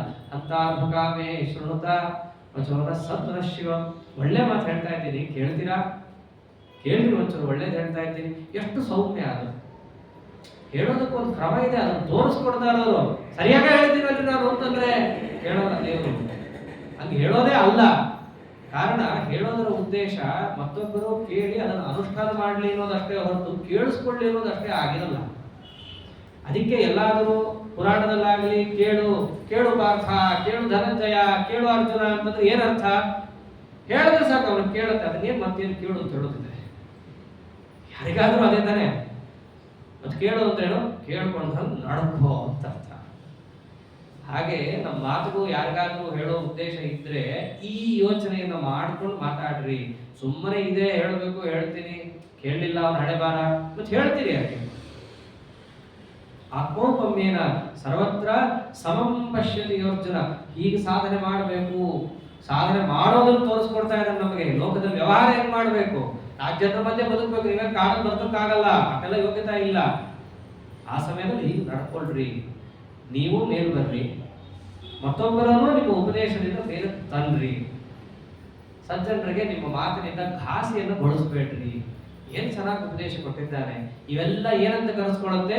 ಧ್ಯಾನ ಯೋಗಕ್ಕೆ ಇವೆಲ್ಲ ಅಂಗ. ಅಥವಾ ಧ್ಯಾನ ಯೋಗಿಗಳು ಹೀಗೆ ಇರ್ತಾರೆ. ಪ್ರಹ್ಲಾದರಾಜರು ಅದಕ್ಕೆ ದೃಷ್ಟಾಂತ ಕೊಡ್ತಿದ್ರು. ದೊಡ್ಡ ಜ್ಞಾನಿಗಳಾದವರು ಮತ್ತೊಬ್ಬರೊಟ್ಟಿಗೆ ಮಾತಾಡಬೇಕಾದ್ರೆ ಅವರು ಹೀಗೆ ವ್ಯವಹಾರ ಮಾಡ್ತಾರೆ. ಸಮರ್ಥರಾಗಿದ್ದರೂ ಬೈದು ಏನು ಬೇಕಾದ್ರೆ ಅನ್ಬೋದು, ಶಾಪನೆ ಕೊಡ್ಬೋದು. ಶಾಪಾನುಗ್ರಹ ಶಕ್ತೋನ್ಯೋ ರಾಘವೇಂದ್ರ. ನಮ್ಮನ್ನು ನೋಡಿದ್ರೆ ಅವರು ಶಾಪ ಕೊಡದೆ ಬೇರೆ ಏನೂ ಮಾಡಬಾರ್ದು. ಆಗಿದ್ದೀವಿ ನಾವೆಲ್ಲ ಸರಿಯಾಗಿದ್ದೀವ? ಅವ್ರು ಹೇಳೋದಕ್ಕೆ ಏನಾದ್ರೂ ಒಂದಾದ್ರೂ ಅಂಶ ನಮ್ಮಲ್ಲಿ ಇದೆಯಾ? ಅವ್ರು ಎದುರು ಹೋದ ಕೂಡಲೇ ಸುಟ್ಟು ಭಸ್ಮ ಆಗುವಂತಲೇ ಶಾಪ ಕೊಡ್ಬೇಕು, ಪರಮ ಪಾಪಿ ಇದೆಯಾ ಅಂತ ಹೇಳಿ. ಆದ್ರೆ ಹೇಗೆ ದೈತ್ಯ ಬಾಲಕರನ್ನು ಎತ್ತಿದ್ ಯಾಕೆ? ನಮ್ಮಂಥ ಒಳಗಿರುವ ದೈತ್ಯ ಸ್ವಭಾವ ಏನಿರುತ್ತೋ, ಮನಸ್ಸಿನ ವಿಕಾರಗಳು ಏನು ಕೆಟ್ಟದಾಗಿ ಹೋಗಿ ಒಂದು ರೀತಿಯಾಗಿ ಆಸುರಿ ಪ್ರವೃತ್ತಿ ಅಂತ ಅದನ್ನೇ ಅನ್ನೋದು. ಅಸುರ ಅಂದ್ರೆ ಹಸು ಇಂದ್ರಿಯಗಳಲ್ಲೇ ರಮತೆ. ಇಂದ್ರಿಯಗಳು ಹೇಳ್ದಂಗೆ ಕೇಳ್ಕೊಂಡು ಬಿದ್ದಿರ್ತಾನೆ, ಇವ್ರು ಹೇಳ್ದಂಗೆ ಇಂದ್ರಿಯಗಳು ಕೇಳ್ಕೊಂಡು ಬಿದ್ದಿರಲ್ಲ. ಆದ್ದರಿಂದ ಒಂದು ರೀತಿಯಲ್ಲಿ ನಾವೆಲ್ಲ ಅಸುರ ಬಾಲಕರೇ. ಅಸುರರು ಅಲ್ಲೂ ಬಾಲಕರು. ನಮಗೆ ಎತ್ತಕ್ಕೆ ಆ ಮಹಾನುಭಾವರು ಬಂದಿರೋದು. ಎಷ್ಟು ಚೆನ್ನಾಗಿ ಮಾತಾಡೋದನ್ನು ಹೇಳ್ಕೊಟ್ಟಿದ್ದಾರೆ. ಧ್ಯಾನ ಯೋಗಿಗಳು ಹಂಗ ಮಾತಾಡ್ತಾರೆ, ಅದನ್ನು ತೋರಿಸ್ತಾ ಪರಮಾತ್ಮ ಇಲ್ಲಿ. ಆತ್ಮೋಪಮ್ಯೇನ ಸರ್ವತ್ರ ಸಮಂ ಪಶ್ಯತಿ ಅರ್ಜುನ ಸುಖಂ ವಾ ಯದಿ ವಾ ದುಃಖಂ ಸಯೋಗಿ ಪರಮೋ ಮತಃ. ಅವನು ಉತ್ತಮವಾದ ಯೋಗಿ. ಪರಮಾತ್ಮನನ್ನ ಎಲ್ಲಾ ಕಡೆ ಸಮಾನ ಅಂತ ನೋಡಬೇಕು. ಅಷ್ಟೇ ಅಲ್ಲ, ತನ್ನಂತೆಯೇ ಮತ್ತೊಬ್ಬರು ಕೂಡ ಸಾಧನೆಯಲ್ಲಿ ಸಮಾನರು ಅಂತಲೂ ತಾನು ನೋಡಬೇಕು. ಹಿಂದೆ ಹೇಳಿದಂತೆ ಕರ್ಮ ಸನ್ಯಾಸ, ಕರ್ಮಯೋಗ ಅದೆಲ್ಲ ಬಿಡಬಾರ್ದು, ಮರ್ತು ಬಿಡಬಾರ್ದು. ಮತ್ತೆ ಹೊಸ ನೀರು ಬಂದು ಹಳೆ ನೀರು ಹೋಯ್ತು ಅಂತ ಬಿಟ್ಬಿಡಬಾರ್ದು. ಅದನ್ನು ಸೇರಿಸಿಕೊಂಡು ಯಾರಿರ್ತಾನೋ ಸಯೋಗಿ ಪರಮೋಮದ, ಅವನು ಶ್ರೇಷ್ಠನಾದ ಯೋಗಿ ಅಂತ ಇದ್ದಾನೆ. ಸಾಮಾನ್ಯವಾಗಿ ಇವೆಲ್ಲ ಕೇಳಿದಾಗ ಏನೋ ಹೇಳ್ತಿದ್ದಾನೆ ಕೃಷ್ಣ, ಆಗೋದಲ್ಲ ಹೋಗೋದಲ್ಲ ಇವೆಲ್ಲ. ಯಾರಿಗಷ್ಟೆಲ್ಲ ನಿಯಂತ್ರಣ ಮಾಡ್ಕೊಳಕ್ಕಾಗತ್ತೆ ಮನಸ್ಸೆಲ್ಲ? ಅವ್ರು ಹೇಳ್ದಂಗೆಲ್ಲ ನಮಗೆಲ್ಲ ನಡ್ಕೊಳಕ್ಕಾಗತ್ತೆ? ಈ ಪ್ರಶ್ನೆ ಸಹಜ ಅಲ್ಲ ಬರೋದು. ಅರ್ಜುನನ್ ಸಹಜ ಆಗದಿದ್ರು ನಮ್ಮೆಲ್ಲರಿಗೂ ಅದು ಸಹಜನೇ. ಅದಕ್ಕೆ ನಮ್ಮೆಲ್ಲರ ಪ್ರತಿನಿಧಿಯಾಗಿ ಅರ್ಜುನ ಅದೇ ಪ್ರಶ್ನೆ ಮಾಡುತ್ತಾನೆ. ಯೋಯಂ ಯೋಗಸ್ತ್ವಯ ಪ್ರೋಕ್ತಃ ಸಾಮ್ಯೇನ ಮಧುಸೂದನ ಏತಸ್ಯಾಹಂ ನ ಪಶ್ಯಾಮಿ ಚಂಚಲತ್ವಾತ್ ಸ್ಥಿತಿಂ ಸ್ಥಿರಾಂ. ನೀನೇನೋ ಸುಲಭವಾಗಿ ಹೇಳ್ಬಿಟ್ಟಪ್ಪ. ಧ್ಯಾನ ಯೋಗ ಅಂತ ಹೇಳಿದಿ, ಕರ್ಮಯೋಗ ಅಂತ ಹೇಳಿದಿ, ಸನ್ಯಾಸ ಯೋಗ ಅಂತ ಹೇಳಿದಿ, ಇವೆಲ್ಲ ಹೇಳಿದಿ. ಅದು ಹೆಂಗ್ ಮಾಡ್ಬೇಕು? ಸಾಮ್ಯೇನ, ಎಲ್ಲರನ್ನು ಸಮಾನವಾಗಿ ನೋಡ್ತಾ ಮಾಡು, ಎಲ್ಲರಲ್ಲಿರುವ ಭಗವಂತನನ್ನ ಸಮಾನ ಅಂತ ನೋಡ್ತಾ ಮಾಡು, ಇವೆಲ್ಲ ಹೇಳಿದಿ. ಆದರೆ ಇದು ಚಂಚಲ ಇದೆಯಲ್ಲ ಕೃಷ್ಣ. ಆದ್ದರಿಂದ ನೀನು ಹೇಳಿದ ಯೋಗವನ್ನು ಸ್ಥಿರವಾಗಿ ನಮ್ಮ ಕೈಯಲ್ಲಿ ಮಾಡಕ್ಕಾಗಲ್ಲ. ಇದು ಚಂಚಲವಾಗಿದೆ. ಯಾವುದು ಚಂಚಲವಾಗಿದೆ? ಪ್ರಶ್ನೆ ಹಾಗೆ ಬರುತ್ತದು. ಏತಸ್ಯಾಹಂ ನ ಪಶ್ಯಾಮಿ ಚಂಚಲತ್ವ, ಏತಸ್ಯ ಚಂಚಲತ್ವ. ಇದು ಚಂಚಲ ತಾನೇ ಕೃಷ್ಣ? ಯಾವುದೋ ಚಂಚಲ? ಅದಕ್ಕೆ ಹೇಳ್ದ ಚಂಚಲಂ ಹೇ ಮನಃ ಕೃಷ್ಣ ಪ್ರಮಾಥಿ ಬಲವತ್ ದೃಢಂ ತಸ್ಯಾಹಂ ನಿಗ್ರಹಂ ಮನ್ಯೆ ವಾಯೋರಿವ ಸುದುಷ್ಕರಂ. ಕೃಷ್ಣ ಚಂಚಲ ಇದು ತಾನೆ. ಇದು ಅಂದ್ರೆ ಯಾವುದು ಗೊತ್ತಿಲ್ವಾ ನಿಮಗೆ? ಚಂಚಲಂ ಹಿ ಮನಃ ಕೃಷ್ಣ, ಮನಸ್ಸೇ ತಾನೇ ಚಂಚಲ. ಹೌದು, ಚಂಚಲ ಅಂತ ಗೊತ್ತಿದ್ದೆ ನಾನು ನಿನಗೆ. ಅದನ್ನ ನಿಗ್ರಹ ಮಾಡ್ಲಿಕ್ಕೆ ಹೇಳಿದ್ದು. ಅಲ್ಲಾಡ್ತಾ ಇರುತ್ತದು ಗೊತ್ತಿದೆ ನಂಗೆ. ಆದ್ರೆ ಬರೀ ಅಲ್ಲಾಡ್ತಿರೋದು ಪ್ರಮಾಥಿ, ಸುಮ್ಮನೆ ತಂಪಾಡಿರ್ತಾನ ಅಲ್ಲಾಡ್ತಿರಲ್ಲ. ಅದು ಎಳ್ಕೊಂಡು ಹೋಗುತ್ತೆ ನಮ್ಮನ್ನ ಒಂದು ಕಡೆ. ಪ್ರಮಥನ ಅಂತ ಅಂತೀವಿ. ಏನಕ್ಕೆ? ಆ ಮಜ್ಜಿಗೆಯನ್ನ ಮಥನ ಮಾಡೋದು. ಮಥನ ಅಂದ್ರೆ ಏನು? ಅದು ಈ ಕಡೆ ತಿರುಗುತ್ತೆ, ಆ ಕಡೆ ತಿರುಗುತ್ತೆ, ಒಂದೇ ಕಡೆ ಇರಲ್ಲ ಮನಸ್ಸು. ಒಂದ್ಸರ್ತಿ ಹಾಗೆ ಅನ್ನತ್ತೆ, ಒಂದ್ಸರ್ತಿ ಇದನ್ನ ಮಾಡು ಅನ್ನತ್ತೆ, ಒಂದ್ಸರ್ತಿ ಪೂಜೆ ಮಾಡು ಅನ್ನತ್ತೆ, ಒಂದ್ಸರ್ತಿ ಬೇಡ ಅನ್ನತ್ತೆ. ಅದು ಸುಮ್ಮನೆ ಅಲ್ಲ, ಬಲವತ್, ಬಲಿಷ್ಠ. ಏನೋ ನಟಿ ಬಿಸಿಗಿದೆ ಆ ಮನಸ್ಸು, ಅದನ್ನ ತಿರುಗದ್ರೆ ತಿರುಗಲಿ ಬಿಡ್ರಿ, ನಮ್ಮ ಸಾಮರ್ಥ್ಯದಿಂದ ಬುದ್ಧಿಯಿಂದ ಅದನ್ನ ನಿಯಂತ್ರಣ ಮಾಡ್ತೀವಿ ಅಂದ್ರೆ ಬಲವತ್. ನಮ್ಮೆಲ್ಲಕ್ಕಿಂತ ಅದೇ ಬಲಿಷ್ಠ. ಅದು ಹೇಳ್ದಂಗೆ ನಾವು ಕೇಳ್ಕೊಂಡು ಬಿದ್ದಿರ್ಬೇಕಾಗತ್ತೆ. ಎಲ್ಲದಕ್ಕಿಂತ ಮುಂದೆ ದೃಢಂ, ಅದು ಹೋಗಿದ್ದೇ ಜಾಗ ದೃಢ ಅನ್ಕೊಂಡು ನಾವು ಕೂತ್ಬಿಟ್ಟಿರ್ತೀವಿ. ಆ ಮನಸ್ಸಿನದು ಮನುಷ್ಯನಿಗೆ ಯಾವ ಯಾವ ರೀತಿಯಾಗಿರುತ್ತೆ, ಅವನು ಮಾಡ್ಬೇಕು ಅನ್ಕೊಂಡ್ರು ಎಷ್ಟೋ ಕೆಲಸ ಮಾಡಕ್ ಯಾಕೆ ಆಗಲ್ಲ, ಅದೆಲ್ಲವನ್ನ ಅರ್ಜುನ ನಮ್ಮ ಪ್ರಶ್ನೆ ತೆಗೆದಿಡ್ತಾ ಇದ್ದಾನೆ. ಮನಸ್ಸು ನಿಗ್ರಹ ಮಾಡ್ಕೊಂಡು ಸುಲಭವಾಗಿ ಹೇಳ್ಬಿಟ್ಟೆಪ್ಪ, ಎಲ್ಲ ಆಗತ್ತದು. ತಸ್ಯಾಹಂ ನಿಗ್ರಹಂ ಮನ್ಯೆ. ಅಂತ ಮನಸ್ಸಿನ ನಿಗ್ರಹ ನೀ ಮಾಡು ಅಂದ್ರೆ ನನ್ಗೇನ್ ಅನ್ಸುತ್ತೆ ಗೊತ್ತಾ? ವಾಯೋರಿವ ಸುದುಷ್ಕರಂ. ಆಕಾಶದಲ್ಲಿ ಹೋಗ್ತಾ ಇರೋ ಗಾಳಿಯನ್ನ ಬಟ್ಟೆಯಿಂದ ಕಟ್ಟಿ ಒಂದು ಕಡೆ ಇಡು ಅಂದ್ರೆ ಹೇಗೋ ಹಾಗಾಗುತ್ತೆ. ಗಾಳಿಯನ್ನ ಹಿಡಿದಿಡೋದೇ ಕಷ್ಟ. ಅದರಲ್ಲೂ ನೀನು ಕೊಟ್ಟಿದ್ದೀಯಾ ಬಟ್ಟೆಯಂಥ ಉಪಾಯಗಳನ್ನ ಕೊಟ್ಟು ಅದರಲ್ಲಿ ಮನಸ್ಸನ್ನ ಕಟ್ಟಾಕು ಅಂತಂದ್ರೆ ಗಾಳಿಯನ್ನ ಕಟ್ಟಾಕಕ್ಕಾಗತ್ತಾ? ಬಟ್ಟೆಯಲ್ಲಿ ತೂರ್ಕೊಂಡು ಹೋಗುತ್ತೆ, ಆಗಲ್ಲ. ಆದ್ದರಿಂದ ನೀನು ಮಾಡೋ ಮನೋನಿಗ್ರಹ, ಧ್ಯಾನಯೋಗ, ಜ್ಞಾನಯೋಗ ಏನೋ ಉಪನ್ಯಾಸದಲ್ಲಿ ಕೂತು ಕೇಳಕ್ಕಾಗತ್ತೆ, ಮಾಡೋದು ಹೇಗಲ್ಲ. ಪರಮಾತ್ಮ ಅಂತ ಅಸಂಶಯಂ. ಹೌದು, ನೀನು ಹೇಳಿದ್ರಲ್ಲಿ ಯಾವ ಸಂಶಯನೂ ಇಲ್ಲ, ನೀ ಹೇಳಿದ್ ನಿಜ ಇದೆ. ಮಹಾಬಾಹೋ ಅರ್ಜುನನ್ಗೆ ಹೇಳ್ದ, ಕೈಲಾಗತ್ತಲ್ಲ ನಿನ್ಗೆ, ಕೈಲಾಗಲ್ವಾ ನಿನಗೆ? ಹೌದು, ಕಷ್ಟ ಇದೆ ಅಂತ ನನಗೂ ಗೊತ್ತಿದೆ. ಮನಸ್ಸಿನ ನಿಗ್ರಹ ಆಗಲ್ಲ, ಕಷ್ಟ ಇದೆ ಅಂತ ಗೊತ್ತಿದೆ. ಸಾಮಾನ್ಯವಾಗಿ ಕಷ್ಟ ಅಂತಂದವರಿಗೆ ನಾವೇನಂತೀವಿ? ನಿನ್ ಕೈಲಿ ಆಗಲ್ವಾ, ಕಾಲಲ್ಲಾಗಲ್ವಾ, ಮನಸ್ಸಿನಲ್ಲಾಗಲ್ವಾ, ಬರೋಲ್ಲ. ನೆಕ್ಸ್ಟ್ ಪ್ರಶ್ನೆ ಏನಂತ ಕೇಳ್ತೀವಿ? ಅವನ ಕೈಲಿ ಆಗಲ್ಲ, ಕೈಯಲ್ಲೇ ಆಗಲ್ಲ ಅಂದ್ರೆ ದೇವರು ಅದನ್ನ ಮಹಾಬಾಹು, ಒಳ್ಳೆ ಕೈ ಕೊಟ್ಟಿದ್ದೀನಲ್ಲ ನನಗೆ, ಕೈಲಿ ಆಗೋದೇ ಅದು ಅಂತ ಇದ್ದಾನೆ. ಅಸಂಶಯ, ನೀ ಹೇಳಿದ್ದು ಸರಿ, ಆದ್ರೆ ಅದು ಕೈಲಿ ಆಗತ್ತೆ. ಮಹಾಬಾಹೋ ಮನೋ ದುರ್ನಿಗ್ರಹಂ ಚಲಂ. ಹೌದು, ಮೇಲ್ನೋಟಕ್ಕೆ ಮನಸ್ಸನ್ನ ನಿಗ್ರಹ ಮಾಡಕ್ ಆಗಲ್ಲ, ಚಲಂ ಅದು ಚಂಚಲ, ಇದೆಲ್ಲ ಹೌದು. ಆದರೆ ಅಭ್ಯಾಸೇನ ತು ಕೌಂತೆಯ ವೈರಾಗ್ಯೇನ ಚ ದೃಶ್ಯತೆ. ಒಂದೇ ಸರ್ತಿಗೆ ಮಾಡ್ತೀನಿ ಇದ್ದು ಇದು ಆಗಲ್ಲ ಅನ್ನೋದು ಅಸಂಶಯಂ ಸರಿ. ಆದರೆ ಅಭ್ಯಾಸೇನ, ಅದನ್ನ ನೀವು ಅಭ್ಯಾಸವನ್ನ ಮಾಡುವುದರಿಂದ ಮತ್ತು ವೈರಾಗ್ಯವನ್ನು ತಗೊಳ್ಳೋದರಿಂದಲೂ ಕೂಡ ಈ ಮನಸ್ಸನ್ನ ನಿಮ್ಮ ಹಿಡಿತದಲ್ಲಿ ಅವಶ್ಯವಾಗಿ ಇಟ್ಟುಕೊಳ್ಳಬಹುದು. ಅಂದ್ರೆ ಮನಸ್ಸನ್ನ ಹಿಡಿತದಲ್ಲಿ ಇಟ್ಕೊಳ್ಳೋಕೆ ಎರಡು ಅಂಶ ದೇವರು ಕೊಟ್ಟದ್ದು, ಒಂದು ವೈರಾಗ್ಯ, ಮತ್ತೊಂದು ಅಭ್ಯಾಸ. ಒಂದೇ ದಿನಕ್ಕೆ ಅದು ಬರಲ್ಲ. ಅಷ್ಟೇ ಅಲ್ಲ, ವೈರಾಗ್ಯನೂ ಅಭ್ಯಾಸದಿಂದ ಬರೋದು. ಅದಕ್ಕೆ ಒಂದು ಅಭ್ಯಾಸೇನ ಅಂತ ಹೇಳಿದ್ದು. ಅಭ್ಯಾಸೇನ ತು ಅಭ್ಯಾಸೇನೈವ ಅಂತ ಅರ್ಥ. ಅಭ್ಯಾಸದಿಂದಲೇ ಅದಾಗೋದು. ಜೊತೆಗೆ ಏನಿರಬೇಕು, ಅದು ಮಾಡ್ತಾ ಹೋದಂಗೂ ಮೊದಲು ಏನ್ ಕಾಣಿಸ್ಕೊಳ್ಳುತ್ತೆ? ವೈರಾಗ್ಯೇಣ ಚ. ಅಭ್ಯಾಸವನ್ನ ಮಾಡ್ತಾ ಮಾಡ್ತಾ ಹೋದಂಗೂ, ಅಭ್ಯಾಸ ಅಂದ್ರೆ ಯಾವ್ದಕ್ಕೆ ಸಂಬಂಧಪಟ್ಟಂತೆ? ಮನಸ್ಸಿನ ನಿಗ್ರಹ. ನಿಗ್ರಹ ಅಂದ್ರೆ ಹಿಂದೆ ಹೇಳಿದ್ದಾನೆ, ರಾಜ್ಯ ತುಳಿದು ಬಿಡೋದ, ವಿಷಯಗಳ ಕಡೆ ಅದು ಹೋಗದೇ ಇರೋ ಹಾಗೆ, ಅಥವಾ ತಮಗೆ ಬೇಕಾದ ವಿಷಯದ ಕಡೆನೆ ಹೋಗೋ ಹಾಗೆ ಅದನ್ನ ಸಿದ್ಧಗೊಳಿಸ್ಕೊಳ್ಳೋದೇ ನಿಗ್ರಹ ಶಬ್ದಾರ್ಥ, ಮತ್ತೇನಲ್ಲ. ಅದನ್ನ ಪಡಿಬೇಕಂದ್ರೆ ಮೊದಲನೇದು ಯಾವುದು? ಅಭ್ಯಾಸೇನ ತು ಅಭ್ಯಾಸೇನೈವ. ಅದು ಅಭ್ಯಾಸದಿಂದ ಆಗೋದು, ಒಂದೇ ದಿನಕ್ಕೆ ಬರಲ್ಲ. ಅದಕ್ಕೆ ಹಿಂದೆ ಹೇಳಿದ ಶನೈ ಋಪರವೇ ಅಂತ ಹಿಂದೆ ಅದೇ ಮಾತನ್ನೇ ಹೇಳಿದ್ದು. ಅವರಿಗೆ ಒಂದೊಂದಾಗೆ ಹೆಜ್ಜೆಯನ್ನು ಇಟ್ಕೊಂಡು ಹೋಗ್ಬೇಕು ಈ ವಿಷಯದಲ್ಲೆಲ್ಲ. ಮೊದಲು ಏನು ಪ್ರಾಪ್ತವಾಗುತ್ತೆ? ವೈರಾಗ್ಯೇನ, ಅಭ್ಯಾಸ ಮತ್ತು ವೈರಾಗ್ಯ, ಇದರ ಜೊತೆಯಾಗಿ ಅದನ್ನ ನಾವು ಸಾಗಿದಾಗ ಮನಸ್ಸನ್ನು ನಿಗ್ರಹ ಮಾಡ್ಲಿಕ್ಕೆ ಆಗೇ ಆಗುತ್ತೆ. ಇಲ್ಲೊಂದು ಪ್ರಶ್ನೆ ಬಹಳ ಚೆನ್ನಾಗಿ ತಗೊಳ್ತಾನೆ ಅರ್ಜುನನು. ಅಲ್ಲ, ಇವಾಗ ಮನಸ್ಸನ್ನ ನಿಗ್ರಹ ಮಾಡಕ್ ಆಗಲ್ಲ ತಾನೇ ನೀ ಹೇಳಿದ್ದು. ಅದಕ್ಕೋಸ್ಕರವಾಗಿ ನಿಗ್ರಹ ಆಗಬೇಕಂದ್ರೆ ವೈರಾಗ್ಯ ಮತ್ತು ಅಭ್ಯಾಸ ಬೇಕು. ಹೀಗ್ಯಾಕಿರ್ಬಾರ್ದು? ಈಗ ಮನಸ್ಸು ಅಂದ್ರೆ ಮದವೇರಿದ ಆನೆ ಇದ್ದಂಗೆ, ಊರೆಲ್ಲ ಧ್ವಂಸ ಮಾಡ್ಕೊಂಡು ಬರುತ್ತೆ. ಸುಸ್ತು ಅಂತ ಆಗುತ್ತಲ್ಲ ಆ ಮನಸ್ಸು ಆನೆಗೆ. ಹಾಗೆ ಈ ಮನಸ್ಸು ಮದವೇರಿದ ಆನೆ ತರ ಇರಬಹುದು, ಆದ್ರೆ ಅದು ಕೂಡ ಎಲ್ಲಾ ಕಡೆ ಓಡಾಡಿ ಸುಸ್ತಾಗಿ ಒಂದ್ ಕಡೆ ಒಂದು ಕೂತೆ ಕೂಡ್ತು ಅಂತಂದ್ರೆ ಅದೇ ನಿಗ್ರಹ. ವಿಷಯಗಳ ಕಡೆ ಮನಸ್ಸು ಹೋಗದೆ ಒಂದ್ ಕಡೆ ಕೂಡೋದೇ ತಾನೇ ನಿನ್ ಪ್ರಕಾರ ನಿಗ್ರಹ ಅಂದ್ರೆ. ಆದ್ದರಿಂದ ನಾವ್ಯಾಕೆ ಅಭ್ಯಾಸ ಮಾಡಬೇಕು? ನಾವ್ಯಾಕೆ ಅದಕ್ಕೆ ಸಂಬಂಧಪಟ್ಟ ವೈರಾಗ್ಯ ತಗೋಬೇಕು? ಮನಸ್ಸು ಹೆಂಗೆ ಹೇಳುತ್ತೋ ಎಲ್ಲ ಕೇಳ್ಬಿಡೋಣ. ಅಲ್ಲಿ ಪಿಜ್ಜಾ ತಿನ್ಬೇಕಾ ತಿನ್ನೋಣ, ಬರ್ಗರ್ ತಿನ್ಬೇಕಾ ತಿನ್ನೋಣ, ಏಕಾದಶಿ ಇವತ್ತು ಅದಕ್ಕೆ ನಿಷಿದ್ಧ. ಮನಸ್ಸು ಏನ್ ಹೇಳುತ್ತೆಲ್ಲ ಕೇಳ್ಬಿಡೋಣ. ಕಡೆ ಮನಸ್ಸಿಗೆ ಸುಸ್ತಾಗತ್ತೆ, ಒಂದ್ ಕಡೆ ಬಂದು ಕೂತ್ಕೊಳ್ಳುತ್ತೆ, ಅದೇ ನಿಗ್ರಹ. ಕೆಲವರು ಹಾಗೆ ಹೇಳ್ಬಿಡ್ತಾರೆ, ಮನಸ್ಸಿಗೆ ಏನ್ ಅನ್ಸುತ್ತೋ ಎಲ್ಲ ಮಾಡ್ಬಿಡ್ರಿ, ಆಮೇಲೆ ಅದಕ್ಕೆ ಸಾಕು ಅನ್ಸುತ್ತೆ. ಆ ಸಾಕು ಅನ್ಸುತ್ತೆ ಅನ್ನೋದು ಅಂಡರ್ಲೈನ್ ಮಾಡ್ಬೇಕಾ, ಮತ್ತೆ ಅದೇ ಇರೋದಿಲ್ಲ. ಅದು ಸಾಕು ಅನಿಸೋದೇ ಇಲ್ಲ. ಅದನ್ನೇ ಕೃಷ್ಣ ಅಂದ, ಏನಂತ? ಮನಸ್ಸನ್ನ ನೀನೇ ನಿಗ್ರಹ ಮಾಡಬೇಕೇ ಹೊರತು ತಾನೇ ಸುಸ್ತಾಗಿ ಅದು ಒಂದು ಕಡೆ ಬಂದು ಕೂತ್ಕೊಳ್ಳಲ್ಲ. ಬೇಕಾದ್ರೆ ಆನೆ ಬಂದು ಕೂತ್ಕೋಬಹುದಪ್ಪ, ಈ ಮನಸ್ಸು ಆನೆಗಿಂತ ಡೇಂಜರ್ ಇದು.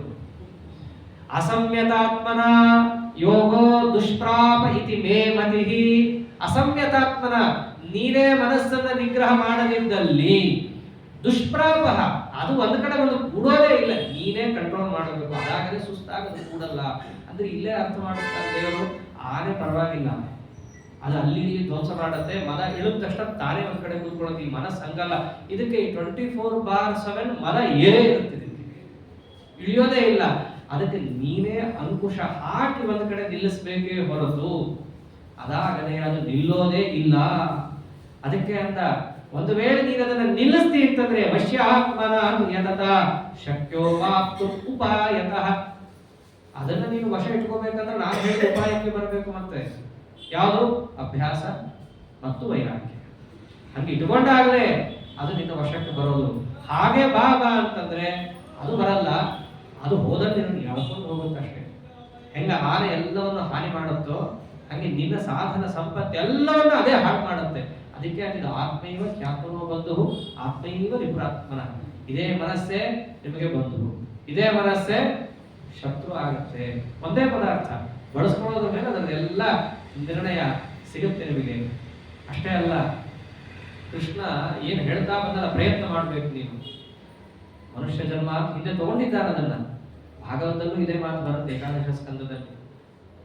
ಸಾಮಾನ್ಯವಾಗಿ ನಾವೆಲ್ಲ ಏನ್ ಮಾತಾಡ್ಬಿಡ್ತೀವಿ, ಇಷ್ಟೆಲ್ಲ ಕೇಳಿರ್ತೀವಿ, ಅಲ್ಲಿ ಇಲ್ಲಿ ಉಪನ್ಯಾಸನೂ ಕೇಳಿರ್ತೀವಿ. ದೇವರ ಇಚ್ಛಾಗಿ ಬಂದ್ರೆ ಎಲ್ಲ ನಡೆಯುತ್ತೆ. ಒಂದು ವೇಳೆ ನಾನು ಹೊರಗಡೆ ಇಷ್ಟೆಲ್ಲ ಅಧರ್ಮ ಮಾಡ್ತಿದ್ದೀನಿ ಅಂತಂದ್ರೆ ದೇವ್ರಿಗೂ ಅದು ಇಚ್ಛೆ ಇರ್ಬೇಕು ತಾನೆ.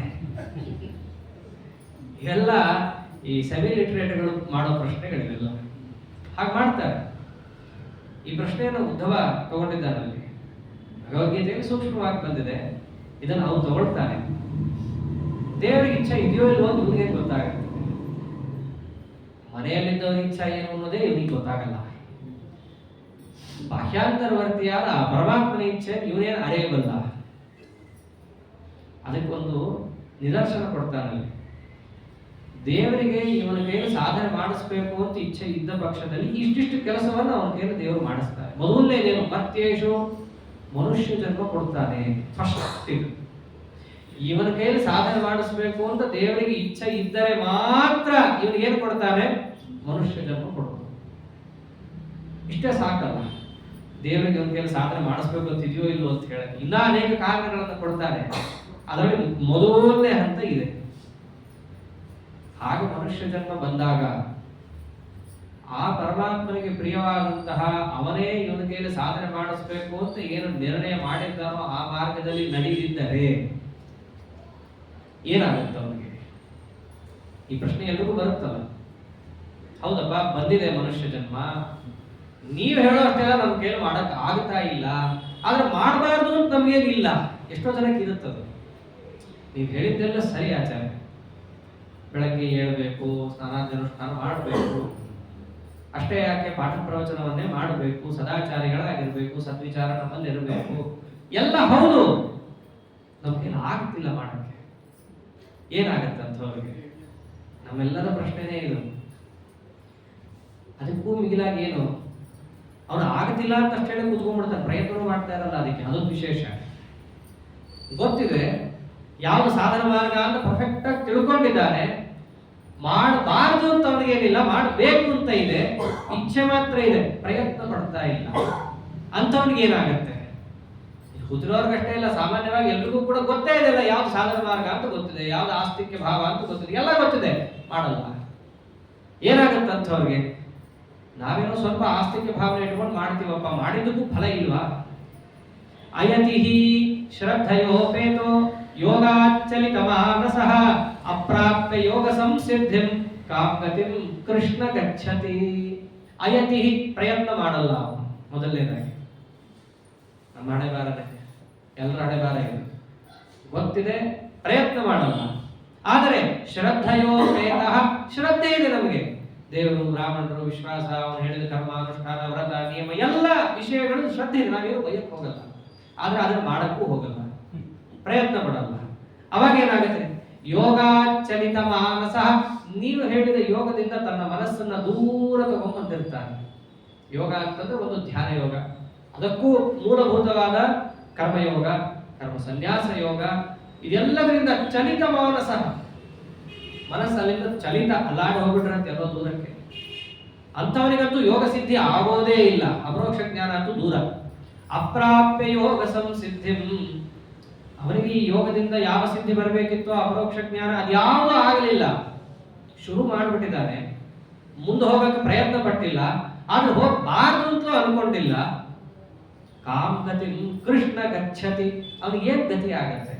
ಹೇಳಿದ್ದಾರೆ ನಿಷ್ಕಾಮ ಕರ್ಮ ಮಾಡು ಅಂತ ಮಾಡ್ಬೇಕ, ಪೂರ್ಣ ಮಾಡಕ್ಕೆ ಪ್ರಯತ್ನ ಪಡ್ತಾ ಇಲ್ಲ, ಮಾಡಬಾರದು ಅಂತಿಲ್ಲ, ಏನು ಅವನ ಗತಿ ಆಗತ್ತೆ? ಕಚ್ಚಿನ್ನೋ ಭಯ ವಿಭ್ರಷ್ಟ ಚಿನ್ನಾಭ್ರಮಿವ ನಶ್ಯತಿ ಅಪ್ರತಿಷ್ಠೋ ಮಹಾಬಾಹೋ ವಿಮೂಢೋ ಬ್ರಹ್ಮಣ ಪಥಿ. ಬಹಳ ಚೆನ್ನಾಗಂತಾನೆ ಅರ್ಜುನ. ಈಗ ಅವನ ಹಣೆ ಬಾರ ಹೇಗಾಗಿದೆ ಅಂದ್ರೆ, ಸಕಾಮ ಕರ್ಮ ಮಾಡಿ ಸ್ವರ್ಗಕ್ಕೆ ಹೋಗ್ಬೋದಿತ್ತು, ನಿಷ್ಕಾಮ ಕರ್ಮದ ಪ್ರವಚನ ಕೇಳಿ ಸಕಾಮ ಕರ್ಮ ಬಿಟ್ಬಿಟ್ಟ, ಸ್ವರ್ಗ ಇಲ್ಲ. ಸರಿ, ನಿಷ್ಕಾಮ ಕರ್ಮನಾರು ಕರೆಕ್ಟಾಗಿ ನೀನು ಹೇಳ್ದಂಗೆ ಮಾಡಿದನ, ಅದೂ ಮಾಡಿಲ್ಲ, ಅದು ಅರ್ಧಂಬರ್ಧಕ್ಕೆ ಬಿಟ್ಟುಬಿಟ್ಟ, ಮುಂದೆ ಹೋಗಕ್ಕೆ ಆಗ್ತಾ ಇಲ್ಲ, ಅಂದ್ರೆ ಮೋಕ್ಷನೂ ಇಲ್ಲ, ಸ್ವರ್ಗನೂ ಇಲ್ಲ. ಕಚ್ಚಿನ್ನೋ ಭಯ ವಿಭ್ರಷ್ಟ ಉಭಯ ವಿಭ್ರಷ್ಟ, ಎರಡೂ ಇಲ್ಲ ಅವನಿಗೆ. ಅಥವಾ ಉಭಯ ವಿಭ್ರಷ್ಟ, ಇಹದಲ್ಲೂ ಸುಖ ಇಲ್ಲ, ಸಕಾಮ ಕರ್ಮ ಮಾಡ್ಕೊಂಡಿಲ್ಲ, ಹೋಗ್ರಿಗೆ ಅಲ್ಲಿ ಇಲ್ಲಿ ಕೆಲಸ ಮಾಡ್ಕೊಂಡು ಖುಷಿಯಾಗಿ ಲೋಕದಲ್ಲಾದ್ರೂ ಇರ್ಬೋದಾ? ಇಲ್ಲ, ಏನೋ ದೇವರು ದೇವರು ಅಂತ ಹೇಳ್ಕೊಂಡು ಅಲ್ಲೂ ಕಷ್ಟಪಟ್ಟ. ಸರಿ, ಅದನ್ನಾರ ಸರಿ ಮಾಡೋದ, ಅದೂ ಮಾಡಲಿಲ್ಲ. ಸರಿ, ಐಹಿಕನೂ ಇಲ್ಲ, ಪಾರತ್ರಿಕವಾಗೂ ಇಲ್ಲ, ಉಭಯ ವಿಭ್ರಷ್ಟ, ಎರಡರಿಂದಲೂ ಭ್ರಷ್ಟನಾಗೊಂದಲ್ಲ. ಭ್ರಷ್ಟನಾಗಿ ಏನಾಯ್ತು? ಅಪ್ರತಿಷ್ಠ, ಎಲ್ಲೋ ಅವನಿಗೆ ಪ್ರತಿಷ್ಠೆ ಅನ್ನೋದು ಸಿಗಲಿಲ್ಲ. ದೇವರು ಅಂತ ಹಿಡ್ಕೊಂಡಿದ್ದಕ್ಕೆ ಜನ ಮರ್ಯಾದೆ ಕೊಡಲಿಲ್ಲ, ಸರಿಯಾಗಿ ದೇವರನ್ನು ಅವನು ಹಿಡಿಲಿಲ್ಲ, ಒಟ್ಟಿನಲ್ಲಿ ಎಲ್ಲೋ ಅವನಿಗೆ ಪ್ರತಿಷ್ಠೆ ಅನ್ನೋದೇ ಇಲ್ಲ. ಅಪ್ರತಿಷ್ಠ, ಒಳ್ಳೆ ಆಶ್ರಯ ಸ್ಥಾನ, ಒಳ್ಳೆ ತಾಣ ಅನ್ನೋದು ಅವನಿಗೆ ಸಿಗ್ಲಿಲ್ವಲ್ಲ ಸ್ವಾಮಿ. ಯಾತಕ್ಕೆ ಸಿಗ್ಲಿಲ್ಲ? ವಿಮೂಢೋ ಬ್ರಹ್ಮಣ ಪಥಿ, ಯಾವ ಪರಬ್ರಹ್ಮನ ದಾರಿಯನ್ನ ಅವನು ತಿಳ್ಕೊಂಡಿದ್ರು, ಅದರಲ್ಲಿ ಶ್ರದ್ಧಾದಿಗಳನ್ನು ಹೊಂದಿದ್ರು, ಅದರಲ್ಲಿ ಪ್ರಯತ್ನವನ್ನ ಮಾಡದೆ ವಿಮೂಢನಾಗಿ ಮೋಹಗೊಂಡು, ಏನು ಮೋಹ ಬೇರೇನಲ್ಲ, ತಾನೇ ಡಿಸೈಡ್ ಮಾಡ್ಕೊಂಡ್ಬಿಡ್ತಾನೆ ಇದೆಲ್ಲ ನಮಗೆ ಆಗೋದಲ್ಲ, ಸರಿ ಅಂತ ಗೊತ್ತಿದ್ರು ಇದು ಯಾಕೋ ನಮಗೆ ಒಗ್ಗಲ್ಲ, ಎಲ್ಲದಕ್ಕಿಂತ ಮೇಲೆ ನಾವು ಹಿರಿಯರು ಮಾಡ್ಕೊಂಡು ಬಂದಿಲ್ಲ, ಏನೇನೋ ಕಾರಣಗಳು ಬಂದ್ಬಿಡ್ತಾವ ಆ ಸಮಯದಲ್ಲಿ. ವಿಮೂಢೋ ಬ್ರಹ್ಮಣ ಪಥಿ, ಆ ಪರಬ್ರಹ್ಮನ ದಾರಿಯಲ್ಲಿ ಮೋಹವನ್ನು ಹೊಂದಿ ಇಲ್ಲೂ ಇಲ್ಲ ಅಲ್ಲೂ ಇಲ್ಲ ಅನ್ನುವ ಸ್ಥಿತಿಗೆ ಬಂದು ಅಪ್ರತಿಷ್ಠ, ಎಲ್ಲೂ ತನಗೆ ತಾಣವೇ ಸಿಗದಂತಾಗಿ ಚಿನ್ನಾಭ್ರಮಿವ ನಶ್ಯತಿ, ಗಾಳಿಗೆ ಚದುರು ಹೋದಂತಹ ಮೋಡ, ಎಲ್ಲಿ ಹೋಯ್ತು ಏನಾಯ್ತು ಅಂತ ಗೊತ್ತಾಗದೆ ಇದ್ದಂಗೆ ನಷ್ಟನಾಗಿ ಹೋಗ್ತಾನ. ಎಲ್ಲಾದ್ರೂ ಅವನಿಗೆ ಸ್ಥಾನ ಇದೆಯಾ? ನರಕಕ್ಕೆ ಹೋಗ್ಬಿಡ್ತಾನ? ನರಕಕ್ಕೆ ಹೋಗಲ್ಲ, ಯಾಕೆ ಶುರು ಮಾಡ್ಬಿಟ್ಟಿದ್ದಾನೆ. ಸ್ವರ್ಗಕ್ಕೆ ಹೋಗ್ತಾನ? ಸ್ವರ್ಗಕ್ಕೆ ಬೇಕಾಗಿರೋ ಕೆಲಸನೇ ಮಾಡಿಲ್ಲ. ಮೋಕ್ಷಕ್ಕೆ ಹೋಗ್ತಾನ? ಅಲ್ಲಿ ಮುಗಿಸೇ ಇಲ್ವಲ್ಲ. ಮೋಕ್ಷಕ್ಕೆ ಬೇಕಾಗಿರೋ ಸಾಧನೆಯನ್ನೇ ಪೂರ್ಣ ಮಾಡಿಲ್ಲ, ಮೋಕ್ಷಕ್ಕೆ ಸಿಗೋಂಗಿಲ್ಲ, ಅನ್ನಂತ ಮಸಿಗೆ ಹೋಗೋಂಗಿಲ್ಲ ಸಾತ್ವಿಕ. ಮತ್ತೆ ಏನಾಗುತ್ತಾನೋ? ಚಿನ್ನ ಭ್ರಮಿವ ನಶ್ಯತಿ, ಈ ಸಂಸಾರದಲ್ಲೇ ಗಾಳಿಯ ಹೊಡೆತಕ್ಕೆ ಸಿಕ್ಕಂತಹ ಮೋಡಗಳು ಚಲ್ಲಾಪಿಲ್ಲಿಯಾಗಿ ಏನು ಎಲ್ಲ ಹೋಯ್ತು ಏನಾಯ್ತು ಅಂತ ಗೊತ್ತಿಲ್ಲದೆ ನಾಶವಾಗಿ ಹೋಗ್ಬಿಡುತ್ತೋ ಹಾಗೆ ಜೀವನ ಸ್ಥಿತಿ ಆಗುತ್ತಾ? ಎಲ್ಲ ಹೋಗ್ತಾನೋ ದೇಹ ಬಿಟ್ಟು. ಏತನ್ಮೇ ಸಂಶಯಂ ಕೃಷ್ಣ ಚೇತ್ತುಮರ್ಹಸ್ಯ ಶೇಷತಃ ತ್ವದನ್ಯ ಸಂಶಯಾನ್ಯಸ್ಯ ಚೇತ್ತಾನಹ್ಯುಪಪದ್ಯತೆ. ಈ ಸಂಶಯಗಳೆಲ್ಲ ಬಂದಾಗ ಬೇರೆ ಯಾರು ಹೇಳಿದ್ರು ನಮಗೆ ಸಮಾಧಾನ ಆಗಲ್ಲ. ಅದನ್ನ ಕತ್ತರಿಸಬೇಕು ಆ ಸಂಶಯವನ್ನ, ಅಂದ್ರೆ ನೀನೊಬ್ಬನೇ, ನೀನೇ ನಮ್ಗೆ ಉತ್ತರ ಕೊಟ್ಟುಬಿಡು ಅಂತ ಕೇಳಿದಾಗ ಪರಮಾತ್ಮ ಅಂತಾನೆ, ಪಾರ್ಥ ನೈವೇಹನಾಮುತ್ರ ವಿನಾಶಸ್ತಸ್ಯ ವಿದ್ಯತೆ ನಹಿ ಕಲ್ಯಾಣಕೃತ್ ಕಶ್ಚಿತ್ ದುರ್ಗತಿಂ ತಾತ ಗಚ್ಚತಿ. ಏನ್ ಚೆನ್ನಾಗಿ ಹೇಳ್ತಾರೆ ದೇವರಲ್ಲಿ. ನಹಿ ಕಲ್ಯಾಣಕೃತ್ ಕಶ್ಚಿತ್ ದುರ್ಗತಿಂ ತಾತ ಗಚ್ಚತಿ. ಕಲ್ಯಾಣಕೃತ ಪರಮ ಮಂಗಳವಾದ ನಿಷ್ಕಾಮ ಕರ್ಮವನ್ನ ಸ್ವಲ್ಪವೇ ಮಾಡಿದವನಾದರೂ ಕೂಡ ತಾತ ಅಪ್ಪ ದುರ್ಗತಿಂ ನ ಗಚ್ಚತಿ, ಅವನಿಗೆ ಯಾವುದೇ ರೀತಿಯಾದ ದುರ್ಗತಿ ಇಲ್ಲ. ದುರ್ಗತಿ ಇಲ್ಲಿ ಮೇಲೆ ಅಂತ ನೀ ಪ್ರಶ್ನೆ ಮಾಡಿದ್ಯಲ್ಲ, ಎರಡನ್ನೂ ತಗೊಳ್ತಾನೆ. ನ ಇಹ ನ ಅಮುಕ್ತ, ಎರಡೂ ಕಡೆಯೂ ಅವನಿಗೆ ನಾಶ ಇಲ್ಲ. ಕೆಳಗಿನ ನಾಶ ಮೇಲಿನ ನಾಶ ಅಂದ್ರೆ ಏನು? ಜೀವನಿಗೆ ನಾಶವೇ ಇಲ್ಲ. ಅದನ್ನು 2ನೇ ಅಧ್ಯಾಯದಲ್ಲಿ ಹೇಳ್ಕೋತಾನೆ ಬಂದಿದ್ದಾರೆ. ಮತ್ತೇನಿಲ್ಲಿ ಇಲ್ಲೂ ನಾಶ ಇಲ್ಲ ಅಲ್ಲೂ ನಾಶ ಇಲ್ಲ ಅನ್ನರ್ಥ. ಅಂತಹ ಸಾಧನೆಯನ್ನ ಮಾಡಲಿಕ್ಕೆ ಹೊರಟಂತಹ ವ್ಯಕ್ತಿ ಶರೀರ ಬಿಟ್ಟ ಅಂತ ಬಿಡ್ಲೇಬೇಕು, ಬಿಡ್ರಿ. ಜಾತಸ್ಯ ಹಿ ಧ್ರುವ ಮೃತ್ಯು ಧ್ರುವಂತನು ಮೃತಸ್ಯ. ಇಲ್ಲಿ ನಾಶ ಇಲ್ಲ ಅಂತಂದ್ರೆ ಪುನಃ ಈ ಲೋಕದಲ್ಲಿ ತಿರ್ಯಕ್ ಯೋನಿಯಲ್ಲಿ ಅವರು ಬರಲ್ಲ. ಇಲ್ಲಿ ನಾಶ ಇಲ್ಲ ಶಬ್ದಕ್ಕೆ ತಿರ್ಯಕ್ ಯೋನಿ ಇಲ್ಲ ಅಂತ ಅರ್ಥ. ಹಾಗೆ ಮೇಲೂ ಅವನಿಗೆ ನಾಶ ಇಲ್ಲ ಅಂತಂದ್ರೆ ನರಕಾದ್ಯನರ್ಥಗಳು ಅವನಿಗೆ ಇಲ್ಲ. ಯಾಕಿಲ್ಲ? ಅವನು ಮಾಡಿದ್ದು ಕೆಟ್ಟ ಕೆಲಸ ಅಲ್ವಲ್ಲ, ಅವನು ಮಾಡಿದ್ದೇನು? ಕಲ್ಯಾಣ ಕೃತ್. ಆ ಶಬ್ದ ಹಾಗೆ ಇಟ್ಟಿದ್ದಾನೆ. ಕಲ್ಯಾಣವಾದದ್ದನ್ನ ಮಾಡಿದರೆ ಅವನಿಗೇನಾಗುತ್ತೆ? ಕಲ್ಯಾಣವೇ ಆಗುತ್ತೆ ಹೊರತು ಕೆಟ್ಟದ್ದು ಹೇಗಾಗತ್ತಪ್ಪ? ಮಾಡ್ದ. ಇದನ್ನೇ 2ನೇ ಅಧ್ಯಾಯದಲ್ಲಿ ಸಂಕ್ಷಿಪ್ತವಾಗಿ ಹೇಳಿದ್ದ. ಸ್ವಲ್ಪ ಮಪ್ಯಸ್ಯ ಧರ್ಮಸ್ಯ ತ್ರಾಯತೆ ಮಹತೋ ಭಯ ನೇಹಾಭಿಕ್ರಮನಾಶೋಸ್ತಿ ಪ್ರತ್ಯವಾಯೋ ನ ವಿದ್ಯತೆ. ಕೆಲಸ ಶುರು ಮಾಡ್ದ, ಪೂರ್ಣ ಮಾಡಕ್ಕಾಗಲಿಲ್ಲ, ಅರ್ಧಕ್ಕೆ ಬಿಟ್ಟ. ಅಯ್ಯೋ ಅರ್ಧಕ್ಕೆ ಬಿಟ್ಟ ಅಂತ ಹೇಳಿ ಪಾಪ ಬರೋದು ಇಲ್ಲ. ಅರ್ಧಕ್ಕೆ ಬಿಟ್ಟ, ಪೂರ್ಣ ಮುಗಿಸ್ಲಿಲ್ಲ, ಫಲವೇ ಬರಲ್ಲ, ಅದು ಇಲ್ಲ. ಎಷ್ಟು ಮಾಡಿರ್ತಾನೋ ಅಷ್ಟಕ್ಕೆ ಅವನಿಗೆ ಒಳ್ಳೆಯ ಫಲ ಇದ್ದೇ ಇದೆ. ಇದು ನಿಷ್ಕಾಮ ಕರ್ಮದ ಮಹತ್ವ. ಸಕಾಮ ಕರ್ಮದ ಹಂಗಲ್ಲ. ಅದು ಮೊದಲಿಂದ ಕಡೆ ತನಕವೂ ಚಾಚು ತಪ್ಪದೆ ಪ್ರತಿಯೊಂದು ಅಂಗಗಳಿಂದ ಕೂಡಿಕೊಂಡು ಮಾಡಬೇಕು. ಭಾಗವತದಲ್ಲಿ ಯಾಕೆ ಬಂದ ಅಷ್ಟು ನಿಷ್ಕಾಮ ಕರ್ಮವನ್ನು ಹೇಳಿದ್ದು? ನೈಷ್ಕರ್ಮ್ಯ ಮಾವಿಷ್ಕೃತಂ ಅಂತ ಅಷ್ಟು ಯಾಕೆ ಒತ್ತಿ ಹೇಳಿದ್ದಾರೆ? 6ನೇ ಸ್ಕಂದ, 7ನೇ ಸ್ಕಂದ, ಎಲ್ಲಾ ಸ್ಕಂದದಲ್ಲೂ ಕೂಡ ಯಾವ ಕರ್ಮಕ್ಕೆ ಒತ್ತಿ ಹೇಳಿರೋದು? ದಿತಿ ಇಂದ್ರನನ್ನ ಕೊಲ್ಲುವಂತಹ ಮಗನನ್ನು ಕೊಡ್ರಿ ಅಂತ ಹೇಳಿ ಅವರ ಗಂಡಂತರಾದ ಕಶ್ಯಪರಿಂದ ವೈಷ್ಣವ ವ್ರತವನ್ನೇ ಉಪದೇಶವನ್ನು ಪಡೆದು ಮಾಡ್ತಾ ಇದ್ದಾಗ ಸಕಾಮ ಕರ್ಮ. ಏನು ಕಾಮ? ಇಂದ್ರನನ್ನು ಕೊಲ್ಲುವಂತಹ ಮಗ. ಚೂರೇ ತಪ್ಪು ಮಾಡಿದ್ದು, 4ನೇ ದಿನ ಹಡಿಬೇಕು. ಆಲಸ್ಯದಿಂದ ಅವಳು ಮಾಡಿದ ಸಣ್ಣ ತಪ್ಪು, ಫಲವೇ ಬರಲಿಲ್ಲ. ಏನು ಸ್ವಲ್ಪ ಆಚಮನ ಮಾಡೋದನ್ನು ಮರೆತು ಅಷ್ಟೇ. ಶ್ರೋತ್ರಾಚಮನ, ಕರ್ಣಾಚಮನ, ಆಚಮನ ಇವೆಲ್ಲ ಮಾಡಬೇಕು. ಕಾಲು ಪಡ್ಕೊಂಡು ಬಂದ ಮೇಲೆ ಆಚಮನ ಮಾಡೋದನ್ನು ಮರೆತು ಇಷ್ಟಕ್ಕೆ ಅಂಗ ಲೋಪ ಆಯ್ತು. ಎಲ್ಲವನ್ನ ಇಂದ್ರದೇವರು ಹೊಡೆದಾಕ್ಬಿಟ್ರು. ಸಕಾಮ ಕರ್ಮ ಮಾಡೋದು ಈ ಹಣೆ ಬಾರ ಇರುತ್ತೆ. ನಮಗೋ ಬೇಡದ್ದೆಲ್ಲ ಮನಸ್ಸಲ್ಲಿ ತುಂಬಿಕೊಂಡು ಅದು ಕೊಡು, ಇದು ಕೊಡು, ಇದು ಬೇಕು, ಅದು ಬೇಕು ಅಂತ ಹೇಳಿ ಮಾಡೇ ಮಾಡ್ತೀವಿ. ಸರಿಯಾಗಿ ಮಾಡ್ತೀವ? ಸರ್ವಥಾ ಇಲ್ಲ. ಅಚ್ಯುತಾನಂದ ಗೋವಿಂದ ಅನ್ನೋ ಸೈಟ್ ಸರಿ ಹೇಳಲ್ಲ. ಆ ಸ್ಥಿತಿ ನಮ್ಮದು. ಹಾಗಿದ್ದಾಗ ಕರ್ಮಗಳಿಂದ ಫಲ ಬರೋದು ಹೇಗೆ? ಅದಕ್ಕೆ ಪರಮಾತ್ಮ ಅಂದ, ಮಾಡೋದೇ ಸ್ವಲ್ಪ. ಅದು ಕಾಣುತ್ತೋ ಇಲ್ಲೋ ಮೈಕ್ರೋಸ್ಕೋಪ್ ಹಾಕೊಂಡ್ರು ಸಹಿತ ಕಾಣಲ್ಲ, ಅಷ್ಟು ಸ್ವಲ್ಪ ನಾವು ಮಾಡಿರ್ತೀವಿ. ಫಲ ಅಪೇಕ್ಷೆ ಪಡ್ತೀವಲ್ಲ, ನಮ್ಮನ್ನು ಆಡದೆ ಬಂದು ವಿಮಾನದಲ್ಲಿ ದೇವರು ನಮ್ಮನ್ನು ಕರ್ಕೊಂಡು ಹೋಗ್ಬಿಡ್ಲಿ ಅನ್ನೋದು ಅಪೇಕ್ಷೆ ಪಡ್ತಿರ್ತೀವಿ. ಅದು ಆಗಲ್ಲ. ಮಾಡೋದೇ ಸ್ವಲ್ಪ ಅಂತಿದ್ದ ಮೇಲೆ ಹೇಗೆ ಮಾಡ್ರಿ? ನಿಷ್ಕಾಮ ಕರ್ಮವನ್ನು ಮಾಡ್ರಿ. ಅದನ್ನೇ ದೇವರು ಏನಂದ? ಕಲ್ಯಾಣ ಕೃತ. ಯಾವುದನ್ನ ಮಾಡಿದ್ರೆ ನಿಮಗೆ ಪರಮ ಕಲ್ಯಾಣವಾಗುತ್ತೋ ಅಂಥ ಕೆಲಸವನ್ನ ಮಾಡ್ರಿ. ಅಂಥ ಕೆಲಸವನ್ನ ನೀವು ಮಾಡಿದಾಗ ಅವನಿಗೆ ಯಾವುದೇ ರೀತಿಯಾದ ದುರ್ಗತಿ ಎಂಬುದು ಇಲ್ಲ. ಇಲ್ಲೂ ಇಲ್ಲ, ಮೇಲೂ ಇಲ್ಲ. ನೀನೇನೋ ಅಂದಿದ್ಯಲ್ಲ, ನಾಶ ಆಗೋಗ್ಬಿಡ್ತಾನ, ಗಾಳಿ ಹೊಡೆತಕ್ಕೆ ಚಲ್ಲಾಪಿ, ಏನೇನು ಚಲ್ಲಾಪಿಲ್ಲಿ ಆಗಲ್ಲ, ದೃಢವಾಗಿ ಇರ್ತಾನೆ. ಎಲ್ಲಿರ್ತಾನೆ ಗೊತ್ತೇನು?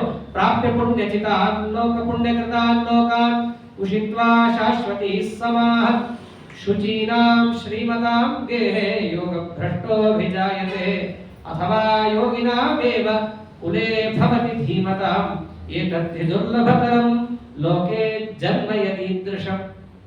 ಯಾರು ಯೋಗ ಭ್ರಷ್ಟನಾಗಿರ್ತಾನಲ್ಲ, ಧ್ಯಾನ ಯೋಗ ಮಾಡಬೇಕಿತ್ತು, ಅದೆಲ್ಲ ಮಾಡಕ್ಕಾಗದೆ ಪ್ರಯತ್ನವನ್ನು ಪಡದೆ ಶ್ರದ್ಧೆ ಮಾತ್ರ ಇಟ್ಟುಕೊಂಡು ಜನ್ಮವನ್ನ ಯಾರು ಮುಗಿಸ್ಬಿಟ್ಟಿರ್ತಾನೋ ಆ ಪುಣ್ಯ ಇರುತ್ತಲ್ಲ, ಅದರಿಂದ ಪರಮಾತ್ಮ ಏನ್ ಮಾಡ್ತಾನೆ? ಪ್ರಾಪ್ಯ ಪುಣ್ಯ ಕೃತ ಲೋಕಾನುಷಿತ್ವ.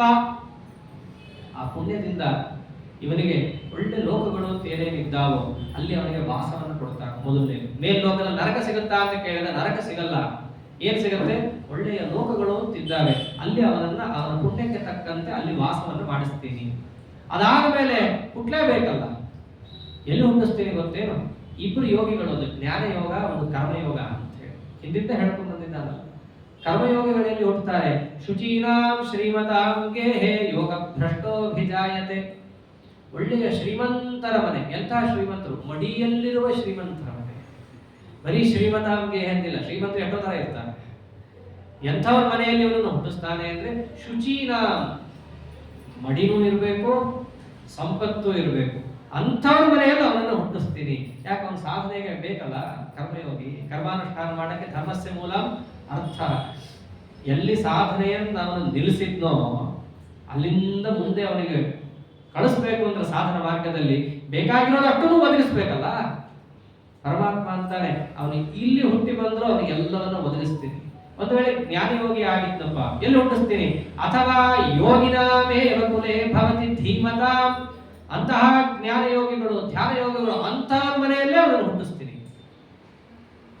ಆದರೆ ಏತತ್ತಿ ದುರ್ಲಭತರಂ ಲೋಕೇ ಜನ್ಮ ಯದೀದೃಶಂ. ಇಂತಹ ಜನ್ಮ ಬಹಳ ಕಷ್ಟ, ಎಲ್ಲರಿಗೂ ಕೊಡಲ್ಲ. ಹಂಗೆ ಸಾಧನೆಯನ್ನೇ ಮಾಡಬೇಕು ಅಂತ ತೀವ್ರತರವಾದ ಮನಸ್ಸನ್ನ ಇಟ್ಟುಕೊಂಡು ಪ್ರಯತ್ನ ಪಡ್ಲಿಕ್ಕಾಗದೆ, ಯಾರು ಸ್ವಾಮಿ ನಿನ್ನ ಇಚ್ಛೆಯಿಂದ ಇಷ್ಟೇ ಆಗಿದೆ, ಪ್ರಯತ್ನ ಪಡಕ್ ಆಗ್ತಾ ಇಲ್ಲ, ಮಾಡಿಸೋ ಅಂತ ಹೇಳಿ ಅವನ ಪಾದಕ್ಕೆ ಯಾರು ಮೊರೆ ಹೊಂದುತ್ತಾರೋ ಅಂಥವರಿಗೆ ಈ ಗತಿ ಎಂಬುದು ಬರುತ್ತೆ. ಆದ್ದರಿಂದ ಸುಲಭವಾಗಿ ಆಗಲ್ಲ. ಮಾಡಿಸ್ಕೊಳ್ಳೋದಿದ್ರೆ ದೇವ್ರು ಮಾಡಿಸ್ಕೊತಾನೆ ಬಿಡ್ರಿ ಅಂತ ಯಾರು ಅಂತಾರೋ ಅವರಿಗೆಲ್ಲ ದೇವರು ಈ ರೀತಿಯಾಗಿರೋದು ಕೊಡಲ್ಲ. ತೀವ್ರತರವಾದ ಮನಸ್ಸಿನಲ್ಲಿ ಆ ಭಾವನೆ ಅವನಿಗೆ ಇರಬೇಕು. ಇದ್ದಾಗ ಮಾತ್ರ ಪರಮಾತ್ಮ ಇಷ್ಟು ಮಾಡಿಸ್ತಾರೆ. ಅಷ್ಟೇ ಅಲ್ಲ, ಮುಂದಿನ ಜನ್ಮದಲ್ಲಿ ಹಾಕಿ ಶ್ರೀಮಂತರ ಮಧ್ಯೆ ಅವನನ್ನು ತುರುಕಿ ದುಡ್ಡು ಮುಂತಾದವುಗಳಿಂದ ಅವನನ್ನ ಮುಚ್ಚಿ ಎದ್ದು ಬರದೇ ಇರೋ ಹಂಗ ಮಾಡಿಬಿಡ್ತಾನ. ಹಾಗೆ ಮಾಡಲ್ಲ. ತತ್ರ ತಂ ಬುದ್ಧಿ ಸಂಯೋಗಂ ಲಭತೆ ಪೌರ್ವದೇಹಿಕಂ ಯತತೆ ಚ ತತೋ ಭೂಯಃ ಸಂಸಿದ್ಧೌ ಗುರುನಂದನ. ಎಂಥ ಶ್ರೀಮಂತರ ಮನೆಯಲ್ಲೇ ಅವನನ್ನು ಹಾಕಿದ್ದರು ಪೌರ್ವದೇಹಿಕಂ, ಹಿಂದಿನ ಜನ್ಮಕ್ಕೆ ಸಂಬಂಧಪಟ್ಟಂತಹ ಪ್ರತಿಯೊಂದು ಅಂಶವನ್ನ ಅವನಿಗೆ ಪರಮಾತ್ಮ ಹೊಂದಿಸ್ತಾನೆ. ಆ ಹೊಂದಿಕೆ ಆದ ಮೇಲೆ ಅವನ ಕೈಯಿಂದ ಅವನೇ ಪ್ರಯತ್ನವನ್ನ ಮಾಡಿಸ್ತಾನೆ. ಆ ಪ್ರಯತ್ನವನ್ನ ಮಾಡಿಸಿ ಸಂಸಿದ್ಧವು ಗುರುನಂದನ, ಅವನಿಗೆ ಒಳ್ಳೆಯ ಸಂಸಿದ್ಧಿ ಅರ್ಥಾತ್ ಅಪರೋಕ್ಷ ಜ್ಞಾನ ಬರೋ ತನಕೋ ಅವನ ಜೊತೆಯೇ ಸಾಗುತ್ತಾನೆ. ಅಷ್ಟೇ ಅಲ್ಲ, ಅವನಿಗೆ ಎಷ್ಟು ಅನುಗ್ರಹ ಮಾಡ್ತಾರೆ ಅಂದ್ರೆ ಪೂರ್ವಾಭ್ಯಾಸೇನ ತೇನೈವ ಕ್ರಿಯತೆ ಯವಶೋಪಿ ಸಹ. ಪೂರ್ವಾಭ್ಯಾಸೇನ ತೇನೈವ, ಹಿಂದಿನ ಜನ್ಮದ ಸಂಸ್ಕಾರ ಅಂತೂ ಇರುತ್ತೆ. ಲೋಕದಲ್ಲೂ ಕೂಡ ಎಷ್ಟೋ ಕಡೆ ಕಾಣ್ತೀವಿ. 5 ವರ್ಷ ಇರುತ್ತೆ ಅವ್ರಿಗೆ, ಏನು ವೀಣೆಯನ್ನು ಹಾಕೊಂಡು ಎದ್ದದ್ದು ನುಡಿಸ್ತಾ ಇರ್ತಾರೆ ಅವ್ರು. ಎಷ್ಟೋ ಜನ 15-20 ವರ್ಷ ಪ್ರಯತ್ನ ಪಟ್ಟು ಕಲಿತು ಮಾಡಿದವರಿಗೂ ಆಗದೇ ಇರೋ 5-6 ವರ್ಷದ ಹುಡುಗರು ಮಾಡ್ತಾ ಇರ್ತಾರೆ. ಇದಕ್ಕೆ ಏನು ಹೇಳಲಿಕ್ಕೆ ಸಾಧ್ಯ ಇದೆ ನಾವು? ಎಷ್ಟೋ ಜನ 50-60 ವರ್ಷ ಸಾಧನೆ ಮಾಡಿದ್ರು ಕೂಡ ಬರಲಾರದ ವಿದ್ಯೆ ಕೆಲವರಿಗೆ 10-15 ವರ್ಷದಲ್ಲಿ ಬಂದ್ಬಿಡುತ್ತೆ. ಅದಕ್ಕೇನು ಹೇಳ್ಬೋದು? ಪೌರ್ವದೇಹಿಕಂ, ಹಿಂದಿನ ಜನ್ಮದ ಸಂಸ್ಕಾರ ದೃಢವಾಗಿರೋದರಿಂದಾಗಿ ಅವನಿಗೆ ಆ ವಿದ್ಯೆ ಕಂಡ ಕೂಡಲೇ ತತ್ಕ್ಷಣದಲ್ಲಿ ಬುದ್ಧಿಗೋಚರವಾಗುತ್ತೆ, ಪ್ರವೃತ್ತಿ ಎಂಬುದಾಗುತ್ತೆ. ಇದು ಸಾಮಾನ್ಯ ಯೋಗದಲ್ಲಿ ಹೇಗೋ, ಧ್ಯಾನ ಯೋಗಿಗಳಿಗೆ ಹೇಗೆ ಅವನು ಎಂಥ ಶ್ರೀಮಂತರ ಮನೆಯಲ್ಲೇ ಇರಲಿ, ಅವನಿಗೇನೋ ಗೊತ್ತೇ ಇಲ್ಲವೇನೋ ಅನ್ನೋ ಸ್ಥಿತಿಯಲ್ಲೇ ಇರಲಿ, ಅವಶೋಪಿ ಅವನಿಗೇ ಗೊತ್ತಿಲ್ಲದೆ ಪೂರ್ವಾಭ್ಯಾಸೇನ ತೇನೈವ ಕ್ರಿಯತೆ, ಹಳೆಯ ಅಭ್ಯಾಸದಿಂದಾಗಿ ಅವನಿಗೆ ಅವನ ಮಾರ್ಗಕ್ಕೆ ಅವನೇ ಎಳ್ಕೊಂಡು ಹೋಗ್ತಾನೆ. ಅವಶೋಪಿ ಎರಡರ್ಥ. ಅಂದ್ರೆ ಪರಮಾತ್ಮ ಅವನಿಗೆ ವಶನಾಗಿ ಒಂದರ್ಥ. ಆದ್ರೆ ಅವಶೋಪಿ ತನಗೇ ಗೊತ್ತಿಲ್ಲದೆ. ಸಾಮಾನ್ಯವಾಗಿ ದೃಷ್ಟಾಂತ ಕೊಡೋದಾದ್ರೆ ಟೀಕಾಕೃತ್ಪಾದರ ಕಥೆಯಲ್ಲಿದೆ. ದೊಡ್ಡ ಕುದುರೆ ಸಾಧೀಶರು, ಶ್ರೀಮಂತರು, ಅಪ್ಪ ಅಮ್ಮ, ಅಕ್ಷೋಭ್ಯ ದೇವತರ ಅಂದ್ರೆ ಪುಟ್ಟ ವಾಕ್ಯ ಕಿಂಪಶವು ಪೂರ್ವದೇಹೆ ಇಷ್ಟೇ ಅಂದಿತ್ತು. ಎಲ್ಲಾ ಸ್ಮರಣೆ ಒಮ್ಮೆಲೆ ಬಂತಲ್ಲ, ಹಾಗೆ ಬಂತು. ಅವಶೋಪಿ ಏನ್ ಪ್ರಯತ್ನ ಪಟ್ಟಿದ್ದ, ನೆನಪು ಮಾಡ್ಕೋಬೇಕಂತ ಕೂತು ಯೋಚನೆ ಮಾಡಿದ್ದ. ಅವಶೋಪಿ ಯಾವ ಪ್ರಯತ್ನವೂ ಇಲ್ಲದೆ ಅವೆಲ್ಲ ಬರುತ್ತೆ. ಪೌರ್ವದೇಹಿಕಂ, ಹಿಂದಿನ ಜನ್ಮದ ಎಲ್ಲವನ್ನ ಪರಮಾತ್ಮನೇ ಒದಗಿಸಿಕೊಡ್ತಾನೆ. ಅಷ್ಟು ಹೇಳಿ ಜಿಜ್ಞಾಸುರಪಿ ಯೋಗಸ್ಯ ಶಬ್ದ ಬ್ರಹ್ಮಾತಿ ವರ್ತತೆ. ಬಹಳ ಚೆನ್ನಾಗಿರೋ ಮಾತು. ಕೆಲವರಿಗೆ ಮಾಡಕ್ ಆಗ್ತಾ ಇರಲ್ಲ, ಅದ್ರ ಬಗ್ಗೆ ಏನು ತಿಳ್ಕೋಬೇಕಂತಿರುತ್ತೆ. ತಿಳ್ಕೋಬೇಕು ಅನ್ನೋ ಅಪೇಕ್ಷೆ ಬಂದರೂ ಕೂಡ ಅವನು ಸಾತ್ವಿಕ. ಆ ಅಪೇಕ್ಷೆಯೂ ಕೂಡ ಅವನಿಗಿದ್ದ ಪಕ್ಷದಲ್ಲಿ ಶಬ್ದ ಬ್ರಹ್ಮಾತಿ ವರ್ತತೆ, ವಿವಿಧ ನಿಷೇಧಗಳು ಅನ್ನುವ ಕಟ್ಟುಪಾಡಿನಿಂದ ಅವನು ಮುಕ್ತನಾಗುತ್ತಾನೆ, ಅರ್ಥಾತ್ ಮೋಕ್ಷವನ್ನು ಹೊಂದುತ್ತಾನೆ. ಅಂದ್ರೆ ಇಲ್ಲಿ ಆಚಾರ್ಯರು ತಾತ್ಪರ್ಯದಲ್ಲಿ ಸ್ಪಷ್ಟಪಡಿಸುತ್ತಾರೆ. ನಾನಾ ತರಹದ ಜೀವರಾಶಿಗಳು ಅಂತಾರೆ, ಮೋಕ್ಷೋಪಾಯಸ್ಯ ಜಿಜ್ಞಾಸ ಅಪಿ ಕೇವಲ ಪಾಠಕ ವಿಶಿಷ್ಟ ಕಿಮು ತದ್ವಿದ್ವಾನ್ ಕಿಂ ಪುನರ್ಯಸ್ ತದಾಸ್ಥಿತ. ವೇದಶಾಸ್ತ್ರಗಳಿರೋದು ಮೋಕ್ಷಕ್ಕೆ. ನಮ್ಮ ಸಾಧನ ಮಾರ್ಗವನ್ನ, ಯೋಗ ಮಾರ್ಗವನ್ನ ತಿಳಿಸ್ಲಕ್ಕೆ ಬಂದಿದ್ದೇ ವೇದಶಾಸ್ತ್ರಗಳು. ಕೆಲವರು ಏನು ಮಾಡ್ತಾರೆ, ಬರೀ ವೇದವನ್ನು ಓದಿ ಓದಿ ಓದಿ ಜನ್ಮ ಇಡೀ ವೇದವನ್ನ ಬಾಯಲ್ಲಿ ಹೇಳೋದ್ರಲ್ಲೂ ಕಳೀತಾರಷ್ಟೇ. ಆದ್ರೆ ಪರಮಾತ್ಮ ಅಂತಾನೆ, ಅವರಿಗಿಂತಲೂ ಕೂಡ ಮೇಲೆ ಯಾರು ಗೊತ್ತಾ? ಬರೀ ಬಾಯಲ್ಲಿ ವೇದವನ್ನ ಹೇಳದೆ ಮೋಕ್ಷೋಪಾಯಸ್ಯ ಜಿಜ್ಞಾಸುಹು. ವೇದ ಎಲ್ಲ ಸರಿರಿ, ಆ ವೇದದಲ್ಲಿ ಯಾವ ರೀತಿಯಾಗಿ ಮೋಕ್ಷಕ್ಕೆ ಸಂಬಂಧಪಟ್ಟ ಉಪಾಯಗಳನ್ನು ಹೇಳಿದ್ದಾರೆ ಅನ್ನೋ ತಿಳ್ಕೋಬೇಕು ಅನ್ನೋ ಅಪೇಕ್ಷೆ ಇದೆ ಅಂತ ಯಾರಿಗೆ ಇರುತ್ತಲ್ಲ ಅವನು ಶ್ರೇಷ್ಠ. ಹೌದು ತಾನೆ? ಮತ್ತೆ ಅದೆಲ್ಲ ಇದೆ. ಎಲ್ಲೋ ಒಂದ್ ಕಡೆ ಹೋಗ್ತೀವಿ, ನಮ್ಮ ಆಚಾರ ಕೊಡ್ತಿದ್ದು ಪ್ರಸಿದ್ಧ ದೃಷ್ಟ ಅಂತ ಇದೆ. ಬೋರ್ಡ್ ಹಾಕಿರ್ತಾರೆ, ಮಾತು ಸಂಘಕ್ಕೆ ದಾರಿ ಅಂತ ಬೋರ್ಡ್ ಹಾಕಿರ್ತಾರೆ. ಓದ್ದ ಮತ್ತೆ ಓದ್ದ, ಮತ್ತೆ ಮತ್ತೆ ಓದ್ಬಿಟ್ಟು ಅದ್ರ ಕೆಳಗೆ ಕೂತ. ಸಿಗುತ್ತಾ ಮಾತು ಸಂಘ? ಏನು ಸಿಗಲ್ಲ. ಹಾಗೆ ವೇದಗಳು ಅವು ದಾರಿಯನ್ನು ತೋರಿಸಿದ್ದಾವೆ. ದಾರಿ ತೋರಿಸಿದ್ದಾವೆ ಅನ್ನೋದು ಓದಿ ಅಲ್ಲೇ ಕೂತು ಬಿಟ್ರೆ ಪ್ರಯೋಜನ ಇಲ್ಲ.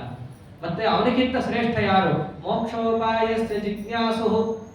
ಹೌದಲ್ಲ, ಇದೇನು ಹೇಳಿದೆ ಅಂತ ಅರ್ಥ ಆಯ್ತು. ಹಾಗಿದ್ರೆ ದಾರಿ ಯಾವುದಪ್ಪ? ದಾಸರಾಯರು ಅದನ್ನೇ ಹೇಳಿದ್ದು, ದಾರಿ ಯಾವುದಯ್ಯ? ಆ ಜಿಜ್ಞಾಸೆ ನಮ್ಮಲ್ಲಿ ಹುಟ್ಟಬೇಕು. ಇವೆಲ್ಲ ನೋಡಿದಾಗ ಹೇಳ್ತಾ ಇರೋ ದಾಸರಾಯರ ಹಾಡುಗಳಿಗೆಲ್ಲ ಲಿಂಕ್ ಆಗುತ್ತೆ ನಮಗೆ. ಸುಮ್ಮನೆ ಹಾಡನ್ನ ಕೇಳಿದಾಗ ಅಷ್ಟು ನಮಗೆ ಯಾಕಂತ ಹೇಳಿದ್ದಾರೆ, ಯಾವುದಯ್ಯ ಅಂತ ಯಾರನ್ನ ಕೇಳಿದ್ದಾರೆ, ಯಾವ ದಾಸ ಏನು ಕೇಳಿದಾರೋ ಅನ್ಸ್ಬಿಡುತ್ತೆ. ಆದ್ರೆ ಇವೆಲ್ಲ ಹಿಡ್ಕೊಂಡು ನೋಡಿದಾಗ ಆ ಜಿಜ್ಞಾಸೆ ನಮ್ಮಲ್ಲಿ ಹುಟ್ಟಬೇಕು. ದಾರಿ ಯಾವುದು? ಮೋಕ್ಷೋಪಾಯಸ್ಯ ಜಿಜ್ಞಾಸುರಪಿ ಕೇವಲ ಪಾಠಕ. ಬರೀ ಆ ವೇದಶಾಸ್ತ್ರಗಳನ್ನ ಹೊಡೆದು ಅದು ಮಹಾ ಪುಣ್ಯನೇ, ಇಲ್ಲ ಅಂತನಲ್ಲ. ಅದಕ್ಕಿಂತಲೂ ಯಾರು ಶ್ರೇಷ್ಠ, ಯಾವುದಪ್ಪ ದಾರಿ ಅಂತ ಹೇಳಿ ತಿಳ್ಕೋಬೇಕು ಅಂತ ಅಪೇಕ್ಷೆ ಪಡ್ತಾರಲ್ಲ ಅವನು ಶ್ರೇಷ್ಠ. ದೇವರು ಅದನ್ನೇ ಅಂದಿದ್ದು, ಜಿಜ್ಞಾಸುರಪಿ ಯೋಗಸ್ಯ ಶಬ್ದ ಬ್ರಹ್ಮಾತಿ ವರ್ತತೆ. ಯಾರು ಜಿಜ್ಞಾಸು ಇದ್ದಾನಲ್ಲ, ಯಾವುದರ ಜಿಜ್ಞಾಸು? ಮಾರ್ಗದ ಜಿಜ್ಞಾಸು, ಅವರು ಮೋಕ್ಷವನ್ನು ಹೊಂದುತ್ತಾರೆ. ಅಷ್ಟೇ ಕೃಷ್ಣ ಹೇಳದ.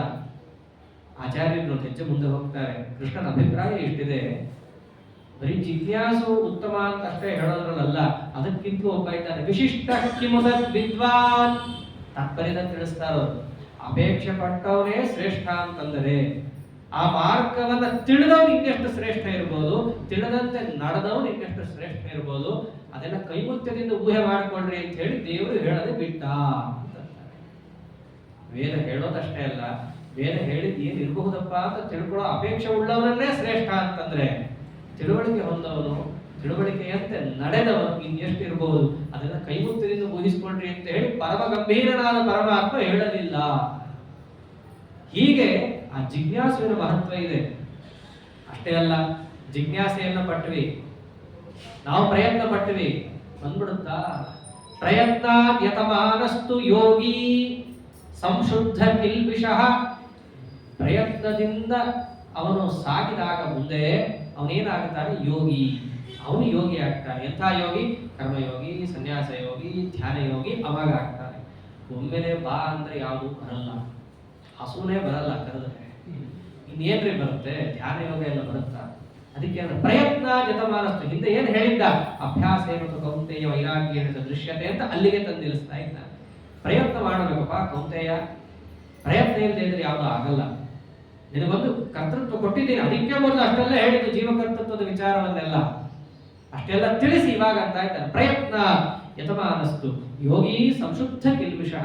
ಪ್ರಯತ್ನದಿಂದ ಸಾಗಿದಾಗ ಮಾತ್ರ ಆತ ಯೋಗಿ ಅಂತ ಆಗ್ತಾನೆ.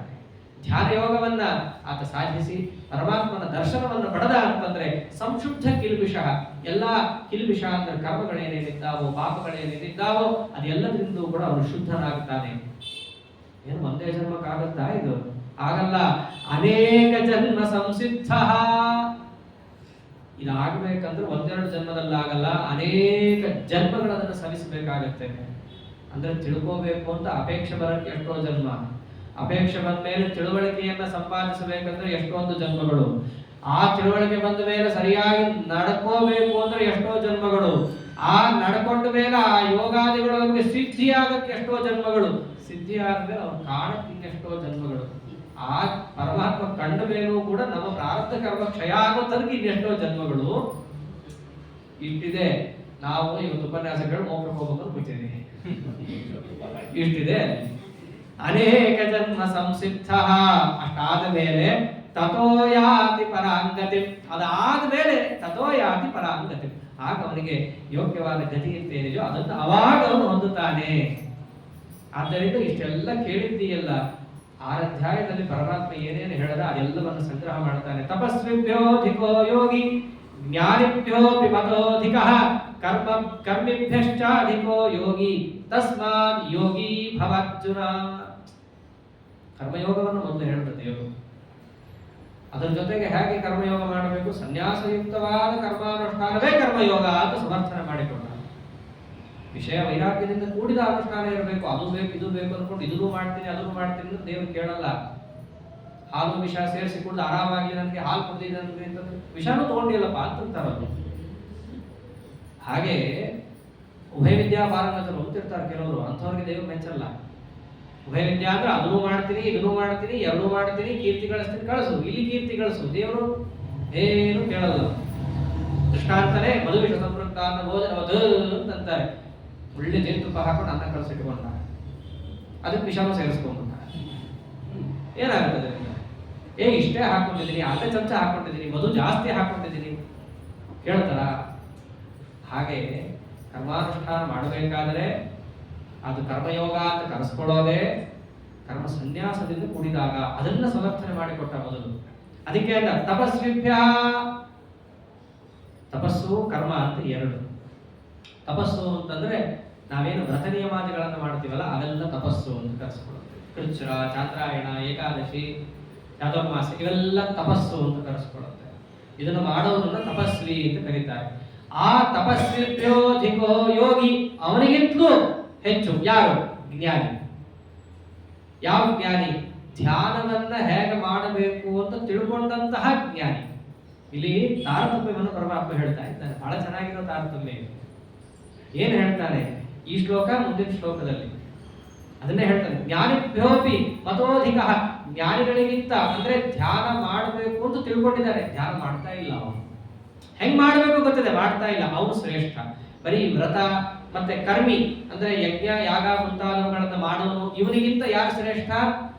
ಧ್ಯಾನ ಹೇಗೆ ಮಾಡಬೇಕು ಅಂತ ತಿಳ್ಕೊಂಡಿದ್ದಾನಲ್ಲ ಅವನು ಶ್ರೇಷ್ಠ. ಮತ್ತೆ ಅವನಿಗಿಂತ ಯಾರು ಶ್ರೇಷ್ಠ ಹೇಳ್ಬೇಕಾ? ಕರ್ಮಿಭ್ಯಶ್ಚ ಅಧಿಕೋ ಯೋಗಿ, ಧ್ಯಾನ ಹೇಗೆ ಮಾಡಬೇಕು ಅಂತ ತಿಳ್ಕೊಂಡಿದ್ದಾನಲ್ಲ ಅವನಿಗಿಂತ ಶ್ರೇಷ್ಠ ಯಾರು? ಧ್ಯಾನ ಮಾಡಿದವನಷ್ಟೇ, ಅವನೇ ಶ್ರೇಷ್ಠ. ಆದ್ದರಿಂದ ಇಷ್ಟು 6 ಅಧ್ಯಾಯಗಳಲ್ಲಿ ನಿನಗೇನು ಹೇಳಿದ್ದೀನಲ್ಲ, ಕಡೆಗೆ ನಾನು ನಿನಗೇನು ಹೇಳೋದು? ತಸ್ಮಾತ್ ಯೋಗಿ ಭವ ಅರ್ಜುನ. ಆದ್ದರಿಂದ ಅರ್ಜುನ ನೀನೇನಾಗು ಯೋಗಿಯ. ಎಂಥ ಯೋಗಿ? ಕರ್ಮಯೋಗಿ. ಅದರಂತೆ ಆ ಕರ್ಮಯೋಗ ಅಧಿಕಾರ ಅಷ್ಟೇ. ಯಾವುದಕ್ಕೆ ಅಧಿಕಾರ? ಧ್ಯಾನ ಯೋಗಕ್ಕೆ ಅಧಿಕಾರ. ಅಂತಹ ಧ್ಯಾನಯೋಗಿ ಆಗು. ಆಗೇನು ನೀನೇನು ಅನ್ಕೊಂಡಿದ್ದೀರ, ದುಃಖ ಬರುತ್ತೆ ದುಃಖ ಬರುತ್ತೆ, ಆ ದುಃಖ ನಿನಗೂ ಬರಲ್ಲ. ಅದನ್ನು ಹೇಳಕ್ ಹೊರಟಿದ್ದಾನೆ ಪರಮಾತ್ಮ ಇಲ್ಲಿ. ಯಾವುದೋ ಇಲ್ಲಿ ಬಾಂಧುಗಳು ಅವರು ಹೋಗ್ತಾರೆ, ಅದರಿಂದ ದುಃಖ ಬರುತ್ತೆ, ಈ ದುಃಖ ಎಷ್ಟೋ ಇರುತ್ತೆ, ಇವತ್ತಿರುತ್ತೆ ನಾಳೆ ಹೋಗುತ್ತೆ, ಇರೋದು ಇರಲ್ಲ ದುಃಖ. ಅದಕ್ಕೆ ನಿಜವಾದ ದುಃಖ ಯಾವುದು? ಸಂಸಾರ ಅನ್ನೋ ದುಃಖ. ಅದನ್ನ ಕಳ್ಕೊಳ್ಳೋದು ಕೂಡ ಹೀಗೆ. ಅಥವಾ ಇಂತಹ ಅಪರೋಕ್ಷ ಜ್ಞಾನವನ್ನ ಧ್ಯಾನ ಯೋಗದಿಂದ ಗಳಿಸಿ, ಆ ಅಪರೋಕ್ಷ ಜ್ಞಾನ ಅಂತಂದ್ರೆ ಬಿಂಬರೂಪದ ಸಾಕ್ಷಾತ್ಕಾರ. ಆ ಬಿಂಬರೂಪದ ಸಾಕ್ಷಾತ್ಕಾರ ಅಂದ್ರೆ ಏನು ಗೊತ್ತಾಗತ್ತೆ? ಬಿಂಬ ಹೇಗೆ ನಿತ್ಯನೋ ಪ್ರತಿಬಿಂಬನೂ ಹಾಗೆ ನಿತ್ಯ. ಆದ್ದರಿಂದ ಪ್ರತಿಬಿಂಬದಂತೆ ಈ ಜೀವರಾಶಿಗಳೆಲ್ಲರೂ ಅಂದ್ರೇನು? ಸುತ್ತಮುತ್ತ ಇರುವ ಭೀಷ್ಮ ದ್ರೋಣಾದಿಗಳೆಲ್ಲರೂ ಅದೇ ಜೀವರಾಶಿಗಳು, ಅವರಿಗೆ ನಾಶ ಇಲ್ಲ ಅನ್ನೋದು ಅರ್ಥವಾಗತ್ತೆ. ಆದ್ದರಿಂದ ಅವರ ಶರೀರ ಪಾತವಾದರೂ ನಿನಗೆ ದುಃಖ ಆಗಲ್ಲ. ಹೀಗೆ ಪ್ರಸಕ್ತಕ್ಕದನ್ನ ಯೋಜಿಸಿ ಯೋಗಿಯಾಗು ಅಂತ ಹೇಳಿದಾಗ, ಅಂದ್ರೆ ಧ್ಯಾನ ಯೋಗಿಗಳಾಗ್ಬಿಟ್ರೆ ಎಲ್ಲರೂ ಸಮಾನನ ಅಂತ ಪ್ರಶ್ನೆ ಬಂದ್ರೆ ಇಲ್ಲ, ಅಲ್ಲೂ ಇದೆ, ಹೈರಾರ್ಕಿ ಇದೆ ಅಲ್ಲಿ ತಾನು ದೇವರು. ಏನಿದೆ? ಯೋಗಿನಾಮಪಿ ಸರ್ವೇಷಾಂ ಮದ್ಗತೇನಾಂತರಾತ್ಮನ ಶ್ರದ್ಧಾವಾನ್ ಭಜತೆ ಯೋ ಮಾಂ ಸಮೇ ಯುಕ್ತತಮೋ ಮತಃ. ಯುಕ್ತತಮಃ, ಯುಕ್ತತರ ಯುಕ್ತತಮ, ಅಲ್ಲೇ ತಾರತಮ್ಯ ಇದೆ ಅಂತ ತಿಳಿಸ್ತಾ. ಅವನು ಯುಕ್ತತಮ, ಅವನು ತುಂಬಾ ದೊಡ್ಡ ಧ್ಯಾನ ಯೋಗಿ. ಯಾರು? ಇಲ್ಲಿ ಬಹಳ ಚೆನ್ನಾಗಿ ತಿಳಿಸ್ತಾನೆ ದೇವರು. ಯಾರಿಗೆ ಧ್ಯಾನವೇ ಗೊತ್ತಿರಲ್ಲ, ಅಂದ್ರೂ ಏನೋ ಮಾಡ್ತಿರ್ತಾನೆ, ಮಾಡಿದ್ದನ್ನೇ ಧ್ಯಾನ ಅಂತ ಕರ್ಕೊತಿರ್ತಾನಲ್ಲ, ಅವನಿಗಿಂತ ಯಾರು ಶ್ರೇಷ್ಠ? ಧ್ಯಾನ ಹೇಗೆ ಮಾಡಬೇಕು ಅಂತ ತಿಳ್ಕೊಂಡಿದ್ದಾನೋ ಅವನು ಶ್ರೇಷ್ಠ. ಹೌದಲ್ಲ? ಮತ್ತೆ ಈಗಿನ ಕಾಲದಲ್ಲಿ ಸಾಮಾನ್ಯವಾಗಿ ಕೃಷ್ಣ ಹೇಳಿದಂಗೆ ಯಾರು ಧ್ಯಾನ ಮಾಡೋದೇ ಇಲ್ಲ. ಆದ್ದರಿಂದ ಈಗಿನ ಕಾಲದವ್ರು ಹಣೆ ಬಾರ ಅದೇನೆ, ಏನೋ ಮಾಡ್ತಿರ್ತಾರ ಅದಕ್ಕೆ ಧ್ಯಾನ ಅಂತ ಹಣೆ ಪಟ್ಟಿ. ಅವರಿಗಿಂತ ಯಾರು ಶ್ರೇಷ್ಠ? ಧ್ಯಾನ ಹೇಗೆ ಮಾಡ್ತಾರೆ ಅಂತ ತಿಳ್ಕೊಂಡವನು ಶ್ರೇಷ್ಠ. ಅವನಿಗಿಂತ ಯಾರು ಶ್ರೇಷ್ಠ? ಆಬ್ವಿಯಸ್ಲಿ ಧ್ಯಾನ ಮಾಡೋನು ಶ್ರೇಷ್ಠ. ಆ ಧ್ಯಾನ ಮಾಡೋನಿಗಿಂತಲೂ ಯಾರು ಶ್ರೇಷ್ಠ? ತಿಳ್ಕೊಂಡು ಯಾರು ಧ್ಯಾನ ಮಾಡ್ತಾನೋ ಅವನಿಗಿಂತ ಯಾರು ಶ್ರೇಷ್ಠ ಅಂದ್ರೆ ಭಕ್ತಿಯಿಂದ ಧ್ಯಾನ ಮಾಡೋನು ಶ್ರೇಷ್ಠ. ಅವನು ಒಂದು ಹೆಜ್ಜೆ ಮೇಲೆ ಹೋಗ್ತಾನೆ. ಅವನಿಗಿಂತ ಯಾರು ಶ್ರೇಷ್ಠ ಅಂತಂದ್ರೆ ಭಕ್ತಿಯನ್ನು ಮಾಡ್ತಾ, ಧ್ಯಾನವನ್ನು ಮಾಡ್ತಾ, ಭಗವಂತನ ಸೇವೆಯನ್ನ ಯಾರು ಮಾಡ್ತಿರ್ತಾನಲ್ಲ ಅವನಿಗಿಂತ ಶ್ರೇಷ್ಠ. ಅವನಿಗಿಂತಲೂ ಯಾರು ಶ್ರೇಷ್ಠ ಗೊತ್ತಾ? ಭಕ್ತಿಯನ್ನು ಮಾಡ್ತಾ, ಸೇವೆಯನ್ನು ಮಾಡ್ತಾ, ಆ ಸೇವೆ ಮಾಡಬೇಕಾದ್ರೆ ಭಗವಂತನನ್ನು ಹೊರತು ಬೇರೆ ಪದಾರ್ಥವನ್ನ ಮನಸಾಪಿ ಯಾರು ಅಪೇಕ್ಷೆ ಮಾಡಲ್ವೋ ಅವನು ಎಲ್ಲರಿಗಿಂತ ಶ್ರೇಷ್ಠ. ಅದನ್ನೇ ಅಂದ, ಮದ್ಗತೇನ ಅಂತರಾತ್ಮನ, ನನ್ನಲ್ಲೇ ಯಾರು ಮನಸ್ಸಿಟ್ಟು, ನನ್ನಲ್ಲೇ ಅಂದ್ರೇನು, ಬೇರೆ ಕಡೆ ಇಡದೆ ಅಂತ ಅರ್ಥ. ಬೇರೆ ಕಡೆ ಮನಸ್ಸಿಡದೆ ನನ್ನಲ್ಲೇ ಮನಸ್ಸನ್ನಿಟ್ಟು ಶ್ರದ್ಧಾವಾನ್, ಭಕ್ತಿಯಿಂದ ಭಜತೆ, ಯಾರು ಸೇವೆಯನ್ನ ಮಾಡ್ತಾನೋ ಸಮೇ ಯುಕ್ತತಮೋ ಮತಃ, ಅವನಿದ್ದಾನಲ್ಲ ಧ್ಯಾನ ಯೋಗಿಗಳಲ್ಲೇ ಶ್ರೇಷ್ಠನಾದ ಧ್ಯಾನ ಯೋಗಿ. ಆದ್ದರಿಂದ ಇಂಥ ಧ್ಯಾನ ಯೋಗಿ ಆಗು ನೀನು ಅರ್ಜುನ ಅಂತ ಹೇಳಿ ಪರಮಾತ್ಮ ಅವನಿಗೆ ಹೇಳ್ತಾ ಇದ್ದಾನೆ. ಹೀಗೆ ಆತ್ಮ ಸಂಯಮ ಯೋಗ ಅಂತ ಹೇಳಿ 6ನೇ ಅಧ್ಯಾಯ, ಅಂದ್ರೆ 1ರಿಂದ 6ನೇ ಅಧ್ಯಾಯದ ತನಕ ವಿಷಯಗಳನ್ನ ಪರಮಾತ್ಮ ಏನ್ ಹೇಳಿದ್ದಾನೆ ಅಂತಂದ್ರೆ, ಅಪರೋಕ್ಷ ಜ್ಞಾನವನ್ನ ಪಡೆಯಬೇಕಾದರೆ ಯಾವ ಮಾರ್ಗದಲ್ಲಿ ನಾವು ಹೋಗಬೇಕು ಅದನ್ನೇ ಯೋಗ ಅಂತ ಕರೆದಿದ್ದಾರೆ. ಉಪಾಯಗಳು ಕರ್ಮಯೋಗ, ಸಾಂಖ್ಯಯೋಗ, ಅದಂತೇನೆ ಹೇಳಿದ್ದಾರಲ್ಲ, ಸನ್ಯಾಸ ಯೋಗ ಆಗಿರ್ಬೋದು, ಆತ್ಮ ಸಂಯಮ ಯೋಗ ಆಗಿರ್ಬೋದು, ಕರ್ಮ ಬ್ರಹ್ಮಾರ್ಪಣ ಯೋಗ ಆಗಿರ್ಬೋದು. ಇವೆಲ್ಲ ಯಾತಕ್ಕೋಸ್ಕರ? ಅಪರೋಕ್ಷ ಜ್ಞಾನವನ್ನ ಪಡಿಲಿಕ್ಕಿರುವ ಯೋಗ ಅಂದ್ರೆ ಉಪಾಯ. ಅಷ್ಟು ಯೋಗವನ್ನು ತಿಳಿಸಿ ಉಪಾಯ ಸಿಕ್ಕಾಯ್ತಲ್ಲ, ಉಪಾಯ ಸಿಕ್ಕಾದ ಮೇಲೆ ಆ ಪರಮಾತ್ಮನ ಜ್ಞಾನ ಪಡಿಬೇಕಲ್ಲ, ಅಪರೋಕ್ಷ ಜ್ಞಾನ. ಅಪರೋಕ್ಷ ಜ್ಞಾನ ಎಂಬುದನ್ನ ಪಡೆಯಬೇಕಾದ್ರೆ ಆ ಅಪರೋಕ್ಷ ಜ್ಞಾನ ಯಾವ ರೀತಿಯಾಗಿರುತ್ತೆ ಅನ್ನೋದನ್ನ ಹೇಳ್ತಾನೆ ಮುಂದೆ 7ನೇ ಅಧ್ಯಾಯದಿಂದ ಪರಮಾತ್ಮ ತಿಳಿಸುವ ವಿಚಾರ ಅದೇ. ಅದಾದ್ರೂ ಯಾಕೆ ಹೇಳ್ತಾನೆ ಅಂತಂದ್ರೆ, ಪರಮ ಮುಖ್ಯವಾದ ಅಂಶ ಇಲ್ಲಿರುವಂತಹದ್ದು ಭಕ್ತಿ. ಭಕ್ತಿಯಲ್ಲಿ ಸ್ನೇಹ ಅನ್ನೋದು ಅದು ಮಾನಸ ಧರ್ಮ, ಮನುಷ್ಯ ಮಾಡಿಬಿಡ್ತಾನೆ. ಆದರೆ ಆ ಸ್ನೇಹದ ಹಿನ್ನೆಲೆಯಲ್ಲಿ ಒಂದು ಜ್ಞಾನ ಇರಬೇಕಾಗುತ್ತೆ. ಆ ಜ್ಞಾನ ಎಷ್ಟೆಷ್ಟು ಜೋರಾಗಿರುತ್ತೋ ಅಷ್ಟಷ್ಟು ತನಗಿಷ್ಟ ಇರ್ಲಿ ಬಿಡ್ಲಿ ಸ್ನೇಹ ಅನ್ನೋದು ಅಲ್ಲಿ ಬಂದೇ ಬರುತ್ತೆ. ಅದನ್ನೇ ಇದು ಧ್ಯಾಯತೋ ವಿಷಯಾತ್ಮಂ ಸಹ ಸಂಗಸ್ತೇಷು ಉಪಜಾಯತೆ ಅಂತ ಹಿಂದೆನೇ ಹೇಳಿದ್ವಿ. ಆ ವಿಷಯವನ್ನ ನೀವು ಎಷ್ಟೆಷ್ಟು ಚೆನ್ನಾಗಿ ಅರ್ಥ ಮಾಡ್ಕೋತಿರೋ, ಇಷ್ಟ ಇರ್ಲಿ ಬಿಡ್ಲಿ ಆ ವಿಷಯದ ಕಡೆ ನಿಮ್ಮ ಮನಸ್ಸು ಹೋಗೇ ಹೋಗುತ್ತೆ. ಅದಕ್ಕೋಸ್ಕರವಾಗಿ ಭಕ್ತಿಯ ಒಂದು ಅಂಶವಾದ ಮಹಾತ್ಮ ಜ್ಞಾನಪೂರ್ವಕ ಸುದೃಢ ಸ್ನೇಹನೇ ಭಕ್ತಿ. ಆ ಮಹಾತ್ಮ ಜ್ಞಾನ ಪರಮಾತ್ಮನ ಯಾವ ರೀತಿ ಇದೆ ಅನ್ನೋದನ್ನು ತಿಳಿಸ್ತಾ ಅವನ ಮಹಾತ್ಮ್ಯವನ್ನ ತಿಳಿಸುವ 7ನೇ ಅಧ್ಯಾಯದಿಂದ ಏನು ತಿಳಿಸಿದ್ದಾನೆ ಇತ್ಯಾದಿ ಭಾಗವನ್ನ ನಾಳೆ ನೋಡೋಣ ಅಂತ ಹೇಳ್ತಾ, ಓಂ ತತ್ಸದಿತಿ ಶ್ರೀಮದ್ ಭಗವದ್ಗೀತಾ ಉಪನಿಷತ್ಸು ಬ್ರಹ್ಮವಿದ್ಯಾಯಾಂ ಯೋಗಶಾಸ್ತ್ರೇ ಶ್ರೀ ಕೃಷ್ಣಾರ್ಜುನ ಸಂವಾದೆ ಆತ್ಮಸಂಯಮ ಯೋಗೋ ನಾಮ 6ೋಧ್ಯಾಯ ತಥಾಂತರ್ಗತ ಶ್ರೀಕೃಷ್ಣ ಅರ್ಪಣಮಸ್ತು. ಯಾವ ರೀತಿಯಾಗಿ ತಿಳಿಸಿದ್ದಾನೆ ನಾಳೆ ಶ್ರೀಕೃಷ್ಣ ಅರ್ಪಣಮಸ್ತು. ಹರೇ ನಮಃ.